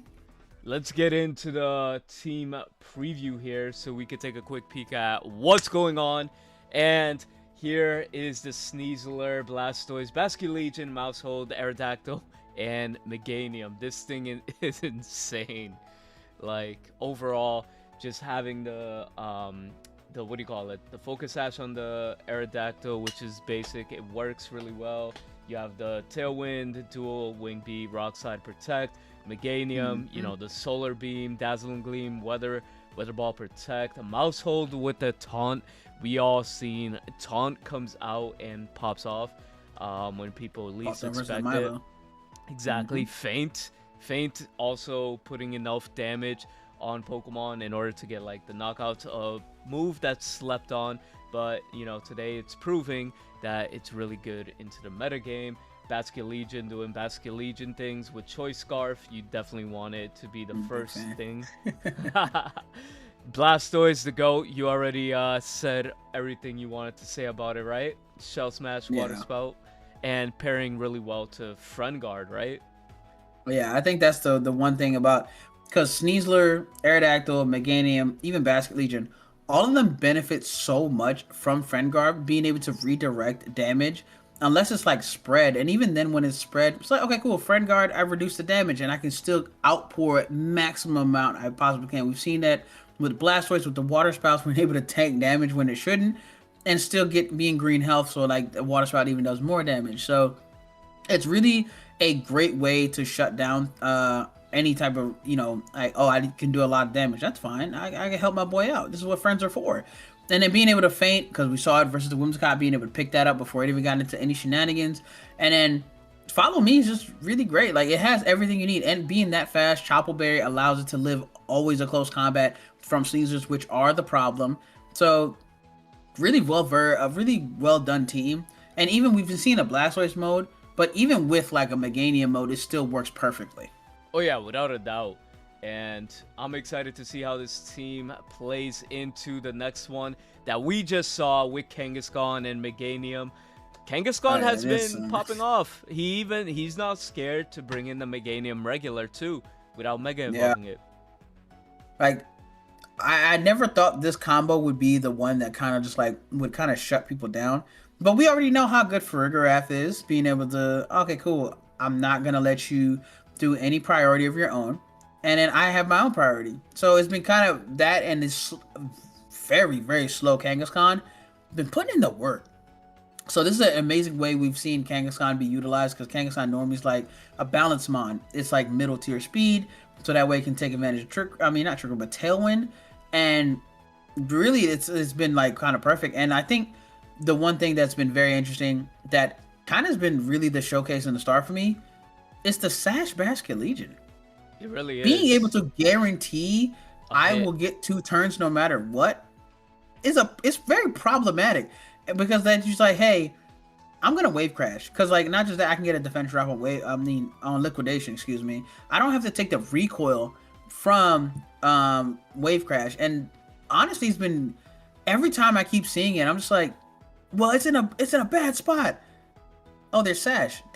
Wait, this is a problem, because now when you want to target it, you can't, because it can just protect. So I think this is more of a way to like show people like, hey, you can run a mon differently and it work. Because we've seen Citrus, we've seen Choice Scarf, and we've seen Sash all be prominent in top 8 and beyond, and now we're here in finals. Exactly. And the last thing I want to bring out before they start is he has 3 Mega Pokemon. Most people opt for 2, but you know, 3, it definitely keeps you guessing. I mean, the beautiful thing about it is each one of them still work when they don't Mega. So Oh that's yeah, the for one, sure. like where it's like, you know what? These are just three Pokemon. I can get great value as just regular Pokemon, but even more value if I Mega them, especially Meganium. But we've seen that, hey, I don't have to. I just kind of wait and just see what I need. And it's a really great way to kind of pilot this team. Oh no, for facts. But what are we seeing? Are we gonna see Blastoise Sneasler into Aerodactyl Kangaskhan? I mean, right now, I think this is the first time we potentially see Aerodactyl come because you don't necessarily want like Trick Room. Like, I mean, you could, but the problem is mouse hold is the biggest issue. So I think this is a one time you just like, hey, I'm gonna set my Aerodactyl up, and then bring in Kangaskhan, and then after that, I think Meganium like kind of takes over because Meganium can eat the Basket Legion, can take care of the other Meganium, can take care of the Blastoise. So I think Meganium under Tailwind is going to be huge here. Mm-hmm. Okay, here we go. Let's see it. I'm looking forward to see how this kind of breaks down. So, okay. Oh, so we're just like, no, tried and true. For Farigarath, go. So Kang, I go. wanted to say the mouse hold too because you could do the follow me and do your shell smash shenanigans, you know? Which, that would be problematic. Because then it's Water Spout City, and I don't know if you necessarily want to deal with that. And, like, the So biggest thing is, it has Taunt instead of, like... So you can taunt the Farigarath to stop it from potentially setting Trick Room here.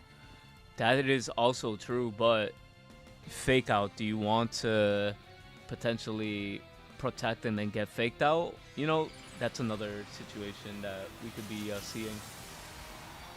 I think this maybe is just, like, taunt into the Farigarath and Shell Smash. I wouldn't be surprised. Oh, there we go, fake out.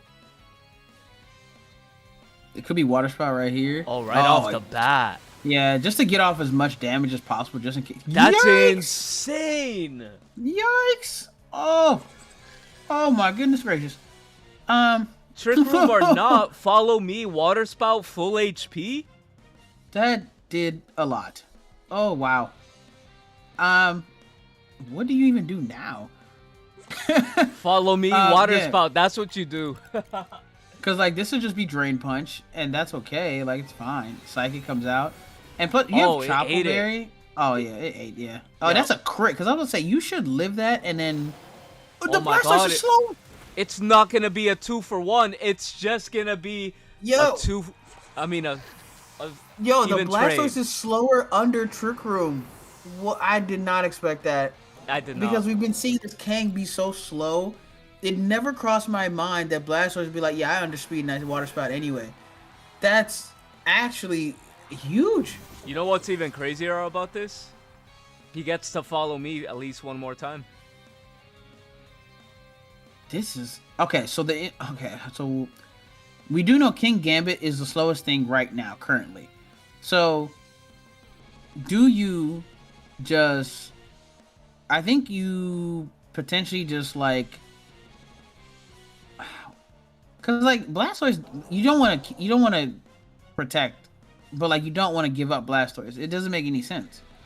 So, you could swap out the Blastoise and protect the mouse hold, and then switch in maybe your own King Gambit here. Because there's no way a Weather Ball goes into that slot. So, but I think you could potentially scout here. I think having the benefits of mouse hold with King Gambit next to you could be a thing, but I mean, not with King Gambit, but your own Meganium could be a thing, but you're still in a tough spot. Oh no, for sure, for sure. Feint comes out. Okay, so we're just opting to get a little bit of damage, just chipping away a little bit. Kowtow Cleave goes into that slot. Is it Solar Beam? Or is I it think Dazzling? So. Solar Beam has to be, Blastoise is just too much of a threat. You gotta get rid of it. Not gonna lie, that was a pretty nice turn. You kind of take that. That was a pretty nice turn. Like, wasn't expecting you to get a lot out of that, but you got a little chip damage. Like, that's pretty good. That's pretty good. You know, every little chip will matter on that Mega Meganium. And, oh, we're swapping out into the regular Meganium. I did figure that will come into play eventually. We do see... I mean, Okay, so you eat the kowtow, you go down. Oh, it's Iron Head. But Solar beam I into mean, regular grass. so what is your out here? Blastoise is in the back. You need to get out of Trick Room. I think for sure 110% Sneasler should be in the back because that's almost that's a lot of damage. It was a crit. It's a That crit. crit Oh my! mattered. There's been so many crits here today, and I was like, that's unnatural. I was like, okay, maybe I didn't underestimate it, but yeah, okay, crit. I was like, that That's should not champions have done for that you. much. Okay, so It it's is a a little annoying. Sneasler. Yeah, I feel like Caesar had to be the one, but That fake out has to come out. Put on who? fake out Dazzling Gleam. Dazzling Gleam shouldn't take out Sneasler, but it depends on how many turns of Trick Room right now. I think there should be one more turn after this, so this is kind of the issue. Where do you how do you get out of Trick Room with enough resources against this King Gambit and this Meganium? Meganium right now hasn't really taken much. Oh, this is the last turn. Yep, last turn. Okay, that's it's better than having 2 turns to deal with. Okay. I think no matter what, you have to Oh, just protect. yeah, I think you let the Meganium go down. Oh yeah, for sure. Like, there's nothing. See, this is where the crit really mattered. Because if it wasn't for that crit, you actually live that kowtow, and you can get off some damage here. So that's really unfortunate. And Like, in the now, if we're moment, the crit reading didn't matter, this, but now it does. now if we're reading this correctly, this Meganium would have to go for a protect because the Blastoise, as much as you want to get rid of it, um, just taking a Dire Claw, you're ×4 weak to it. I was you're not gonna take that. So honestly, the kind of the world is yours. It just kind of depends on what you want to do. I think you have to take out the what's the name? You have to take out the King Gambit. Like I think Yep. it's The Water Spout. Let's see how much. okay. This will still do some good amount of damage because you're faster. So this is good. King's Gambit Yikes, at 69. No shot. Iron Head. See how much it does. Ooh, Oh no. that is Sucker Punch. Yeah, that's Sucker Punch range. That's the problem. Yep. Oh, so This is kind of I tough. yeah, that was yeah. I'm surprised they didn't go for the King Gambit. I think it was Wait, what? Protect. No. Double protect. I'm not sure what that does though. That's why I was like, what are we doing? I mean, it's great to. Oh my god, that would have been such a good move to just go for Dire Claw. Yeah, I mean, that's the hardest call to make, but I do think I agree with you. Like the turn prior is where I think the Dire Claw is ×4. There's no way it's gonna live. So you going for it there felt. Yeah. And from what we've seen, this Blastoise is potentially faster. I see now you have to sneeze or protect. Is this a Sucker Punch though? Yep. Yes. Okay. Is Blastoise faster? It is. Yes. Okay. That makes a world of difference. Now, depending on what the move is here, if this is not dazzling, I think you win because you can just Dire Claw. It is the Dazzling Gleam. Oh, great call. You get off another water spout, but the problem is That's not gonna kill. Dark Pulse can flinch, but is that really worth anything? I don't think he has that, right? He has the two starters just look at each other down. Kanto versus Johto. Big water spout here, single target. Not enough. Solar Beam gonna come in clutch. That was a really tight end game there, and yeah, I know it's a hard call, and you just want to go for the Dire Claw, but man, if you at least got the King Gambit out of there, I think this is a whole different game because you put yourself in Sucker Punch range, which is huge, and honestly, just a really great call to just be like, hey, I'm gonna call this out. I'm gonna go for Iron Head. So that I think that was just a really good call. We got to give credit to where credit is due. That turn was actually huge. I'm not gonna lie. The turn where he actually called out the protect. Oh yeah, that was Like, what else can you do? Like, I think yeah, that one's that was just a ballsy play because like it was. It if you really went for Dire was. Claw, you lose the game. Like that was. Oh man. Wow. And it is unfortunate, but that's the game right there. That's one of those you just like, hey, I gotta tip my hat to my opponent because I did what I could. Like hindsight, of course, is always but hey, that was a really well played game. I can't wait to see what this game two is like because that was a fantastic game one of these finals. Exactly. And now we're gonna spectate Dark Lucia. Let's see what they have. Okay, so I mean, Meganium, like we knew Meganium would be the star of this show in this matchup because it just does a lot. It just really cleans up a lot of stuff and it can kind of sit there and tank. I really do like the Mousehole Blastoise mode. You did find out that you were faster than the Meganium and everything, so you can continue to spam Water Spouts. I do think there has to be a little situation where you kind of maybe pivot just slightly a little differently, just so you can make sure you're getting maximum amount out of those turns.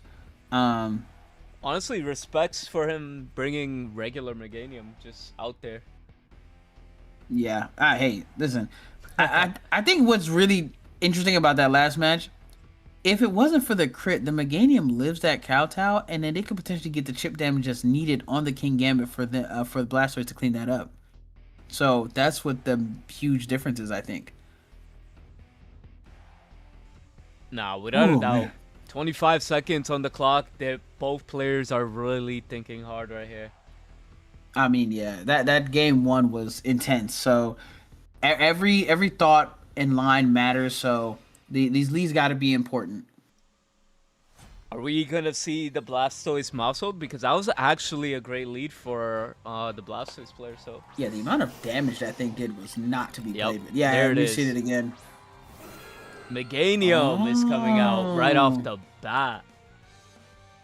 I kind of like this thought process where it's like, hey, you were outspeeding me, but you don't really have a lot of things that can deal with Meganium. So what if I just lead the Meganium? So I kind of like this, where it's like initial, I can just get up Trick Room. I mean, not Trick Room, but Tailwind, excuse me. And I can just outspeed you for a good amount of turns while I just like let Meganium kind of do its thing. But we do see the Megas come out here. Blastoise, of course. That big Mega Launcher ready to go. The question is, what is the move of choice here? And of course, there's Meganium, the starters once again. Both on the same side, staring each other down. And just noting that Blastoise is definitely faster than the Meganium here too. Going into the Follow follow me comes me. down. Is this going to be a Tailwind? Yep. Tailwind. So the immediate dynamic speed. If Meganium went for Dazzling Glam, this will mitigate a lot of the water spout damage, and that's exactly what happens here. Okay, not bad. Friend Guard really causing some issues here, so still gets the big water spouts off. Oh my, that Oh, Aerodactyl. stood no chance at all. But honestly, Aerodactyl did exactly what it was supposed to do. It came in, got Tailwind up, cool. Now we can continue to just go off because you have a multitude of things. You can bring in King Gambit, you can bring in Kangaskhan. Basque Legion was next on the list. And now, I mean, what do you do? Because is this not liquidation? You should be able to pick up Mousehole from here and then Solar Beam. And nothing really wants to switch into the liquidation except another Basque Legion. But then you not only lose like that health, and Meganium's still under Tailwind and can next turn just like, hey, Solar Beam. Yeah, this is actually a tough spot to be in if do you think a retreat might actually be good here? Blastoise protects. This might be probably just like, hey, Thing? double protect just to stall a little bit. And we do see that, yep, the liquidation comes out. That should be able to KO. Yep. Yeah, absolutely.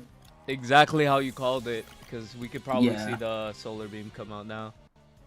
Yeah. And I think this is where I wouldn't be surprised if this is Sneasler to try to get a fake out off. Yep. But you're still not necessarily in the best position because, I mean, listen, Last Respects will still do a lot of damage because one Pokemon has gone down. Oh So yeah, for sure. you're still not in the best spot What if here. he has Farigiraf in the back and just swaps out the Basket Legion? If that is the case, actually, I wouldn't mind them taking a risk and going for the Dire Claw into the Meganium. That is a fantastic thought process right there. Because if you have it, this is the time to do it. But we just see Fake Out go into the Meganium, not able to do anything. Liquidation comes out, so opting to just do big damage into the Sneasler. And it's just gonna pick it up. A Holy! one-hit KO. Now, is this gonna be a Shell Smash? Because a Shell Smash would make a... It is. This is where things get problematic, because after this turn, you can click Protect because Tailwind is over. So if you have something else in the back that has Protect as well, that's double Protect, and then use... Oh, things just got interesting. Things just got interesting. Shell Smash Blastoise. Mind you, this doesn't have... This has the, what do you call it? The Focus Sash, so it's not going to get knocked out in one hit. Yeah, I definitely need two. Meganium does retreat here.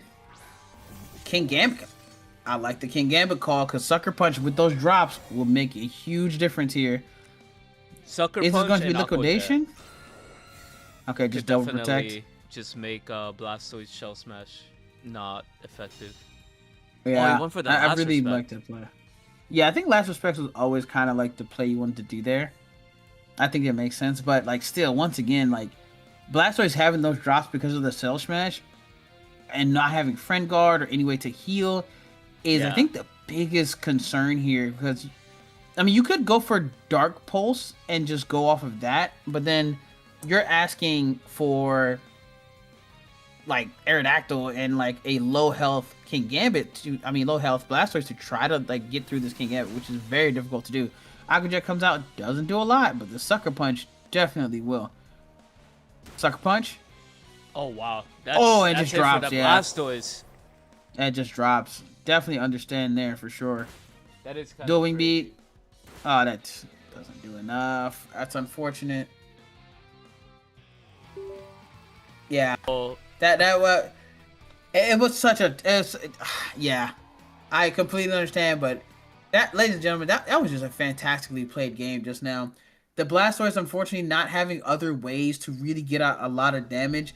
The Meganium just sitting there, and then once the Basket Legion came in, it's like... And then I think what made it really tough was just like, the double priority. And it's like, you have no way to stop the Blastoise from getting chipped down, and this is not enough damage all around from the Aerodactyl there. So, what a game. yeah, overall, they both played really well, and it's just like, Blastoise, unfortunately, did not cut. But, like, in the other matchups, Blastoise is just a monster. Yeah, it really is. Like, this is one of those times where it's like, you know what I can do, but I just can't do it effectively versus this. Having a Meganium out the lead and then the Tailwind go up, I'm like, I can only do so much. I am but a turtle, So, hey, really well played on all sides, and just a fantastic finals and a really great way to watch some Pokemon on a Sunday afternoon. No, exactly. And then we could take a quick peek over here. So coming back to the top 8 right here, let's just talk about the Delphox team that we saw earlier today with the Mega Floette. Script coming in 8th place over here with King's Gambit, Garchomp, Aerodactyl, Eternal Floette, Delphox, and Sinistra. Give us your thoughts on this team right now. Yeah, I mean, this is your quintessential, like, Delphox team, which you're going to see the usual suspects. You're going to see Aerodactyl, which is the priority Tailwinder besides Prankster Mons in the format, because Dual Wing Beat can take out Sneaslers, which is like super important because nobody feels like dealing with that. Sinistra for the hospitality and a Trick Room option. Garchomp because you can spam Earthquake. This is very interesting because normally you see the Rock Slide, but instead opting for the Stone Edge, which is a higher, it's a single target and plus has a high critical chance. So even with like an Intimidate, hey, Stone Edge potentially just picks up the one-hit KO. And Sucker Punch from King Gambit is really great paired in this kind of matchup, especially with Sinistra to have a Trick Room mode. And then Mega Floette is just some matchups you can literally just lead Mega Floette and Aerodactyl Tailwind and just spam Fairy Aura, boosted Dazzling Gleams, and Moonblast, and it's really tough to like really get through. So this is your quintessential Delphox team. This is you're gonna see maybe like one or two things switch out here, but this is your standard of what it is, and it's just really good. And of course, being that fast with Delphox being able to Encore is always problematic. Yeah, that encore was kind of huge in this team, and it Yeah. pops off. You could catch your opponent sleeping, and if your opponent doesn't have a nice priority move like Aqua Jet to take care of Yeah. it, you're kind of in a, or even Sucker Punch, you're in a tough situation. Not Sucker Punch because Encore cannot get hit. Yeah. I was about to say yeah. Exactly. But But that it's was good stuff. eighth place, right? Let's go into seventh place right here. So this team by Nerox is playing the Scovalion, which Scovalion is one of those Pokemon, like you mentioned earlier, with the Leech Seed, having access of Flamethrower and that ability, the Throat Spray, was it? To burn your... It's like a spicy spray. Spicy spray, there you go. Yeah, it's just really the fact that you can just burn anything that touches you in a very physical meta is so problematic. So, and plus, not just that, burn, like, it doesn't do as much as it used to, but, like, still, being able to have that little chip to constantly chip away, it low-key kind of puts you on a timer, stack that with Leech Seed. It is a very annoying Pokemon. You normally don't like to have Megas be kind of, like, supportive, but this is a beautiful way to do it. Because it doesn't do a lot of damage, but it doesn't need to. The fact that it can burn everything that it touches and you have Rage Powder, that's all it needs to do. And because of that unique typing, nothing really one-hit KOs it at all. So you can kind of, and that paired with like Primarina, chef's kiss. Primarina has already shown how good it can be. This with a Calm Mind, and of course, with what's a new usual suspect that we expect to see is always the coaching Sneasler is fantastic because we did see in one of our games, once you get Primarina with one Calm Mind and one coaching boost, it just sits there. And the amount of damage is, yeah, it just sat there. And it was, it didn't matter what happened. It just like, okay, cool, leftovers, take a turn, Liquid Voice. And then you just like, dude, it becomes a actual living tank. So, and King Gambit, of course, one of the strongest, like, it's just top 5 Pokemon in the meta. If you're not using it, you're kind of putting yourself at a disadvantage. Aerodactyl, of course, has climbed to the top as well because of that fast Tailwind and, of course, the dual wing beat like we talked about before. And I do like the Dragapult. So going with the special Dragapult, because normally Dragapults are physical, but because there's... the whole spicy spray and other ways to like you've seen Will-O-Wisp around a lot. So I like this way of kind of going about it. Yeah. And it really pairs well if nobody notices with the Scovalion. That's what it's there for. Because Hex does double damage when something has a status effect. So if you burn something, your Hex automatically gets double damage now. So you don't even have to use Shadow Ball. Shadow Ball's for like, okay, cool, I haven't like burned you yet or anything like that. But once I burn, I spam Hex into everything and I get in double damage because your status. So really nice pairing there. And I really love the synergy there. It's one of those unique things you don't see a lot, but I see you. I see you. I see what you're cooking. It's definitely a great call here. Because we haven't seen Hex in a while. So really, really good stuff. Mega Aerodactyl has been showing its colors like throughout this tournament and metagame, I'm not gonna lie. Oh yeah, like it's even though like a lot of the times a lot of people like to opt for the sash just so you can guarantee, but Mega Aerodactyl with his immediate stat changes, it's just like, dude, this thing is problematic. So it makes sense, and it's gonna continue to just be here. The one thing that of course we've seen a rise that we can talk about in some other time or some other video is just that's one of the reasons why Mega Scizor has become so prevalent. Because if you're going to run Mega Aerodactyl, then okay, fine. I'm going to bullet punch you to oblivion because I do not feel like dealing with this. So we've seen everybody trying to counter it, but still, Aerodactyl's here to stay for at least the immediate future. So you got to either play it or know how to beat it immediately. Exactly. You have to respect it. If not, you get kind of cooked by it, right? Literally. And then in 5th place, we have a interesting team here, which is going to be Mega Venusaur with Tyranitar, Corviknight, Heat Rotom, and then Primarina and Garchomp. It's really solid to see Heat Rotom in here too, because like it plays well into the metagame. What's your thoughts here? I think Rotom is like, speaking of Cook, as we just did a minute ago, the Rotom Heat is like really fantastic because having the fire typing with the electric coverage is fantastic. And of course, being the timid Scarf is what makes all the difference because you're outspeeding the Aerodactyls, you're outspeeding the Basculegions with Scarf, and immediately, okay, Electro Web. And immediately that dynamic speed shift allows you to outspeed them, and then you can make all the changes you need to from there. So I've faced it multiple times, and even the fact that you can lead Sneasler into it and just like, okay, cool, Electro Web, and it's like you're proccing my Unburdened White Herb when I don't want you to. It's problematic. So I really like this cooking here. This one just based off like, hey, I just need a good amount of sand just to like mitigate, of course, the other weathers because I don't feel like dealing with them. Tyranitar is really good into the other weathers except for rain, but Electro Web does really well. Primarina does fantastic in rain, can sit there in front of them, no problem. Opting to run a Hydro Pump for a big one-shot hitting move, which, normally you don't see, but does make sense because Primarina is that strong. Corviknight, if anybody doesn't know, I'm always a huge proponent of Corviknight. I think Corviknight is still one of the best birds to ever exist right now. It is still good, even though people aren't necessarily using it like they used to. I like the Body Press variant, but this one works as well, the Brave Bird, so that way you can hit things like Sinistra. And Venusaur is just really, really nice. I'm not a big proponent of Earth Power because I feel like since it's not stab, it doesn't get as much value. But because you're running the Mega, I definitely understand it. You don't want it. You want it to just crank out as much damage as possible. And of course, Ground Trap branding it out with the soft sand and rocking the Rock Slide instead of the Stone Edge we saw previously. And Venusaur is just with Thick Fat. It's kind of crazy. Oh yeah. So unless you have like Psychic or some kind, it takes so much to like hit into it, and it's like, dude, like there's not a lot of Psychic mods or Psychic moves except for Farigirafs or your Gardevoirs and things like that. So you honestly get to sit in front of a lot of things and just continuously spam damage to the point it's like it becomes a little problematic. No, for sure. Like it's kind of insane. But that ended up coming in fifth place, and then going into that top four.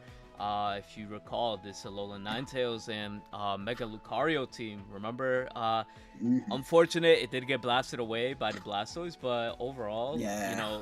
It did play really well to make it into top four. Impressive 9-3. Did you It is a expect good to see the team. Lucario? Yeah, I wasn't expecting to see Lucario at all. I think out of all the megas, it's not necessarily on the highest tier because it just there's nothing it really can do that other Pokemon can't be spread out and do better.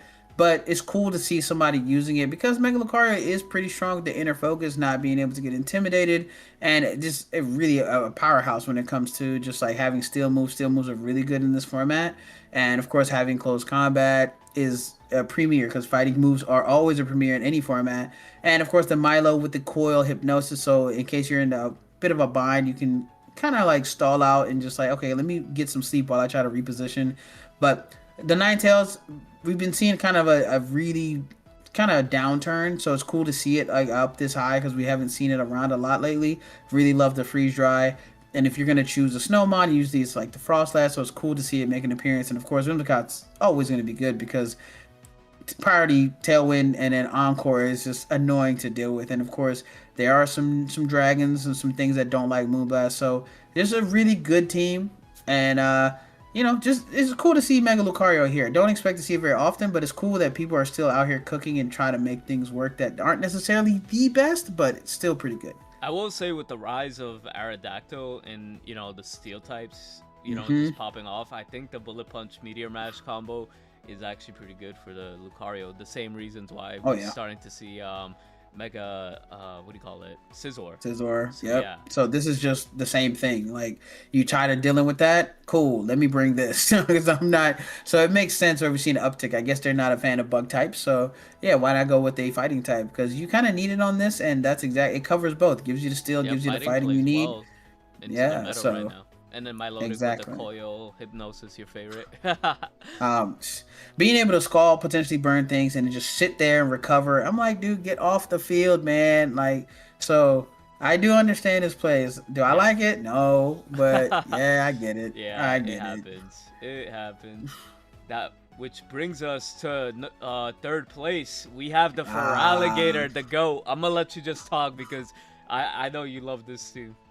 I think this is probably the most unique team, and I really liked it because it's the same meta suspects, right? Talonflames become a meta suspect because of priority Gale Wings, but it's like made differently because of White Herb. So you want to get still that damage.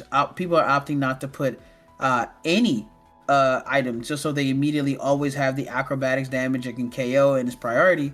But I really do think this is a great showcase because the Gardevoir itself does so much. This team is just really bulky, and having the coaching option for the Sneasler into the Gambit or the Feraligatr, we saw when the Feraligatr got to +1 how just Aqua Jet alone was just doing exactly what it needed to. Didn't even need to double edge. +1 liquidation was doing over half to King Gambit. So I really do think this combination is really great. Sinistcha with the Shadow Ball really showcased here quite a bit because honestly, Shadow Ball is a really good coverage move. You need it for the Gengars, the Frostlasses, and other Sinistchas. So I really loved it there. And this team is just really, really, really well thought out, having the dual Mega, and they can operate in such different modes. And it was really showcased. Happy to see it here. No, exactly. I do like how it pops off, and you could even use that coaching on the Feraligatr. We haven't seen it, but like we saw the coaching on the Gardevoir, and that thing was a living tank. Yeah, which and Gardevoir already cranks out a lot of like special damage. So being able to like, oh, I can now take a couple more physical hits than normal. That kind of puts a really damper on like you getting this thing out of here because hyper voice spam is problematic. So we saw that, and having psychic also helps a lot because like, hey, I can just one tap something if I need to, like AKA Sneasler or whatever. And yeah, so this team really well thought out. Really glad to see it get this high in placement, and well done to the pilot for sure. 1000%. And that brings us to our second place, which is the Blastoise. Now, this team is super offensive. Like, has the Blastoise, Oh Basket yeah. Legion, Meganium, Aerodactyl, Mousehold, and Sneasler, but we're running three Megas in this team, and it was enough to get you into second place.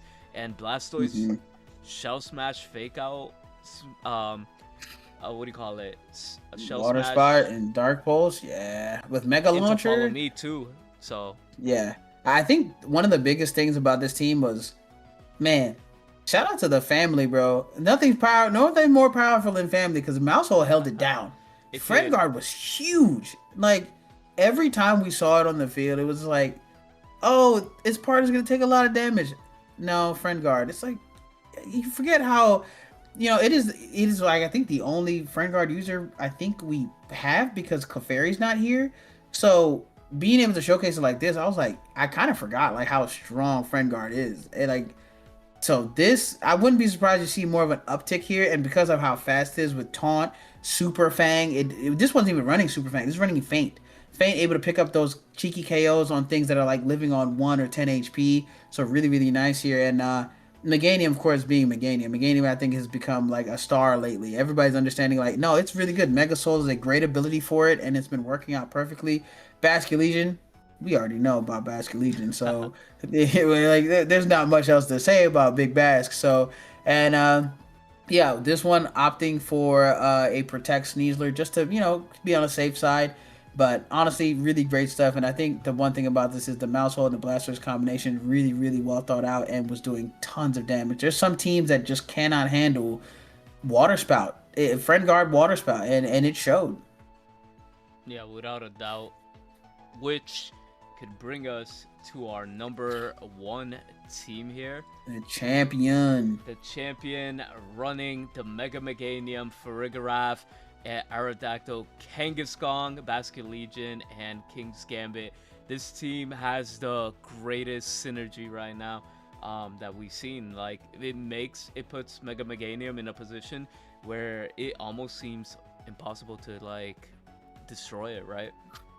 Yeah, I think one of the things about this team that I was kind of just like, it can't be that like dangerous was the Kangaskhan Farigiraf mode was insane.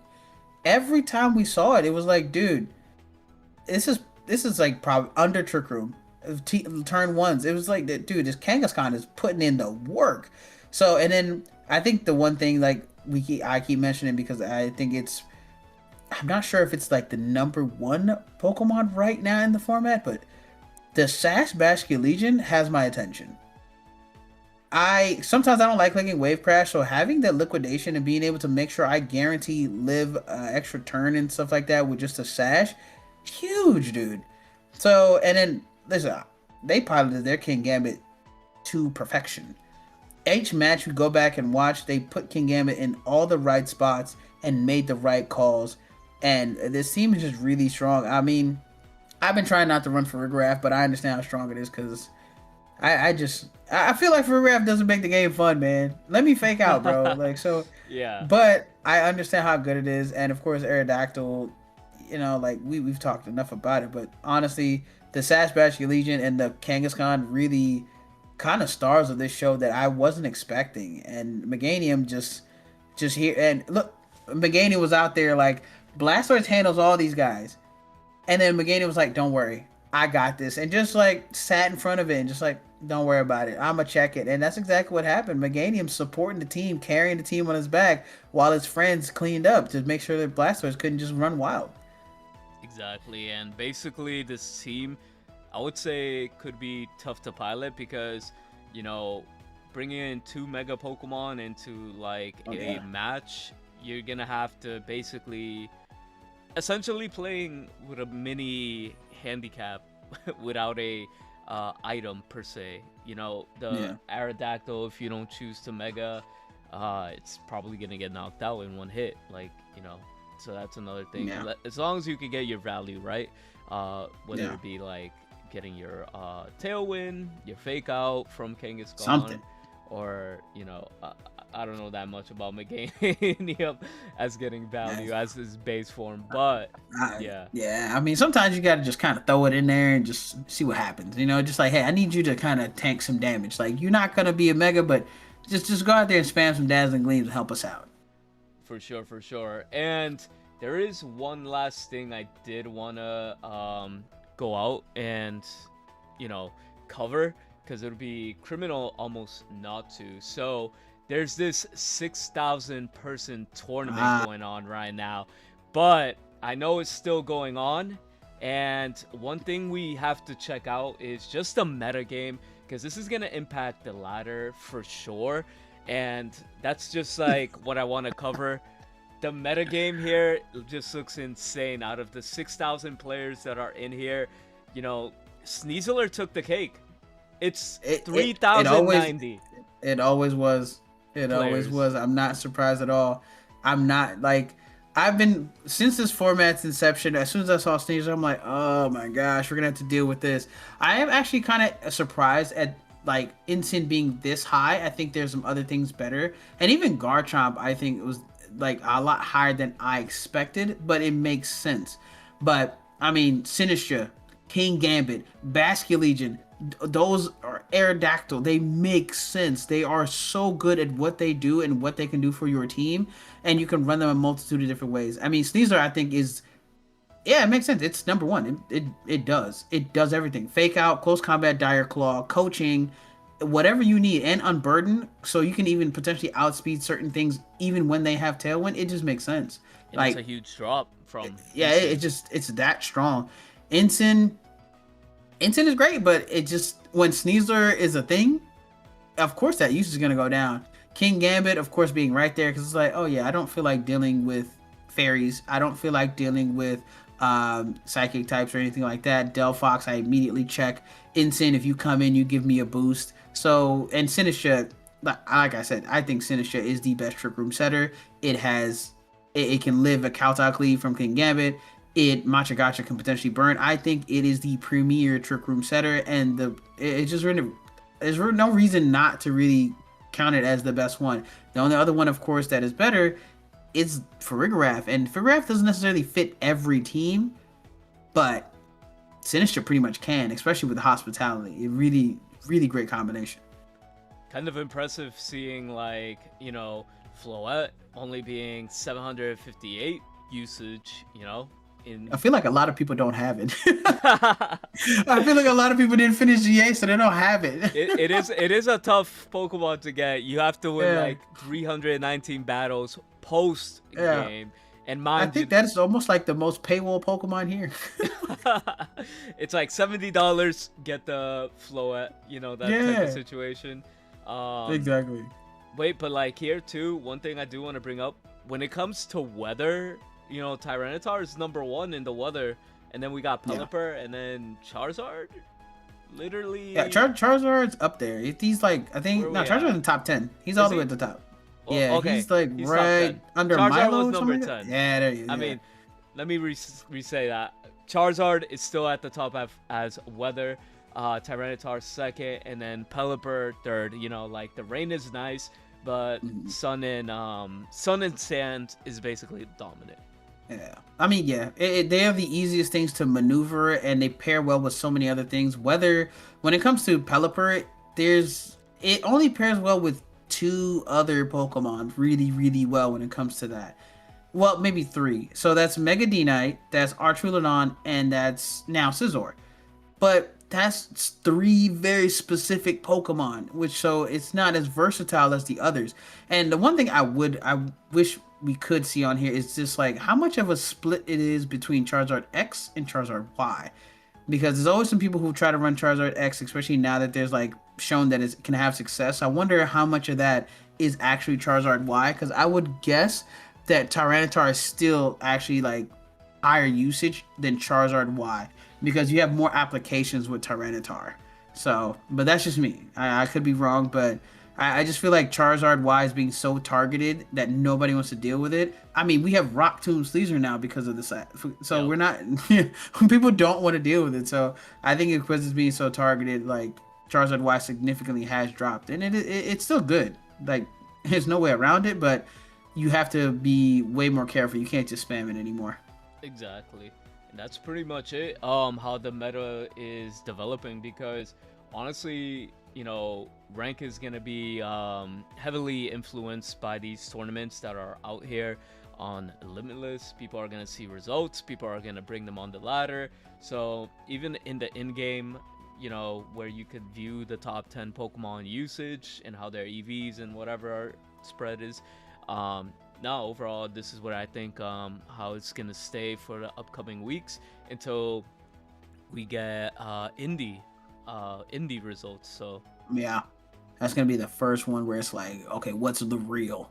I mean, I wouldn't be surprised if we see some usual suspects. Like, I wouldn't be surprised if Charizard Y, because online setting versus tournament in-game setting is, I know a lot of people don't believe this, they're actually drastically different because you need consistency. You need something that's all you can't question anything. It needs to be these are six Pokemon in any situation versus any team. They can give me the consistency I need. So that's why things like Charizard and Insins and stuff like that tend to be really high in the IRL tournaments versus online, because when there's money on the line and championship points on the line, nobody's playing games. Whatever's exactly. consistent, that's what's coming. So the Insins, the Sneaslers, King Gambits, Charizard Ys, anything that's inconsistent, you might not see.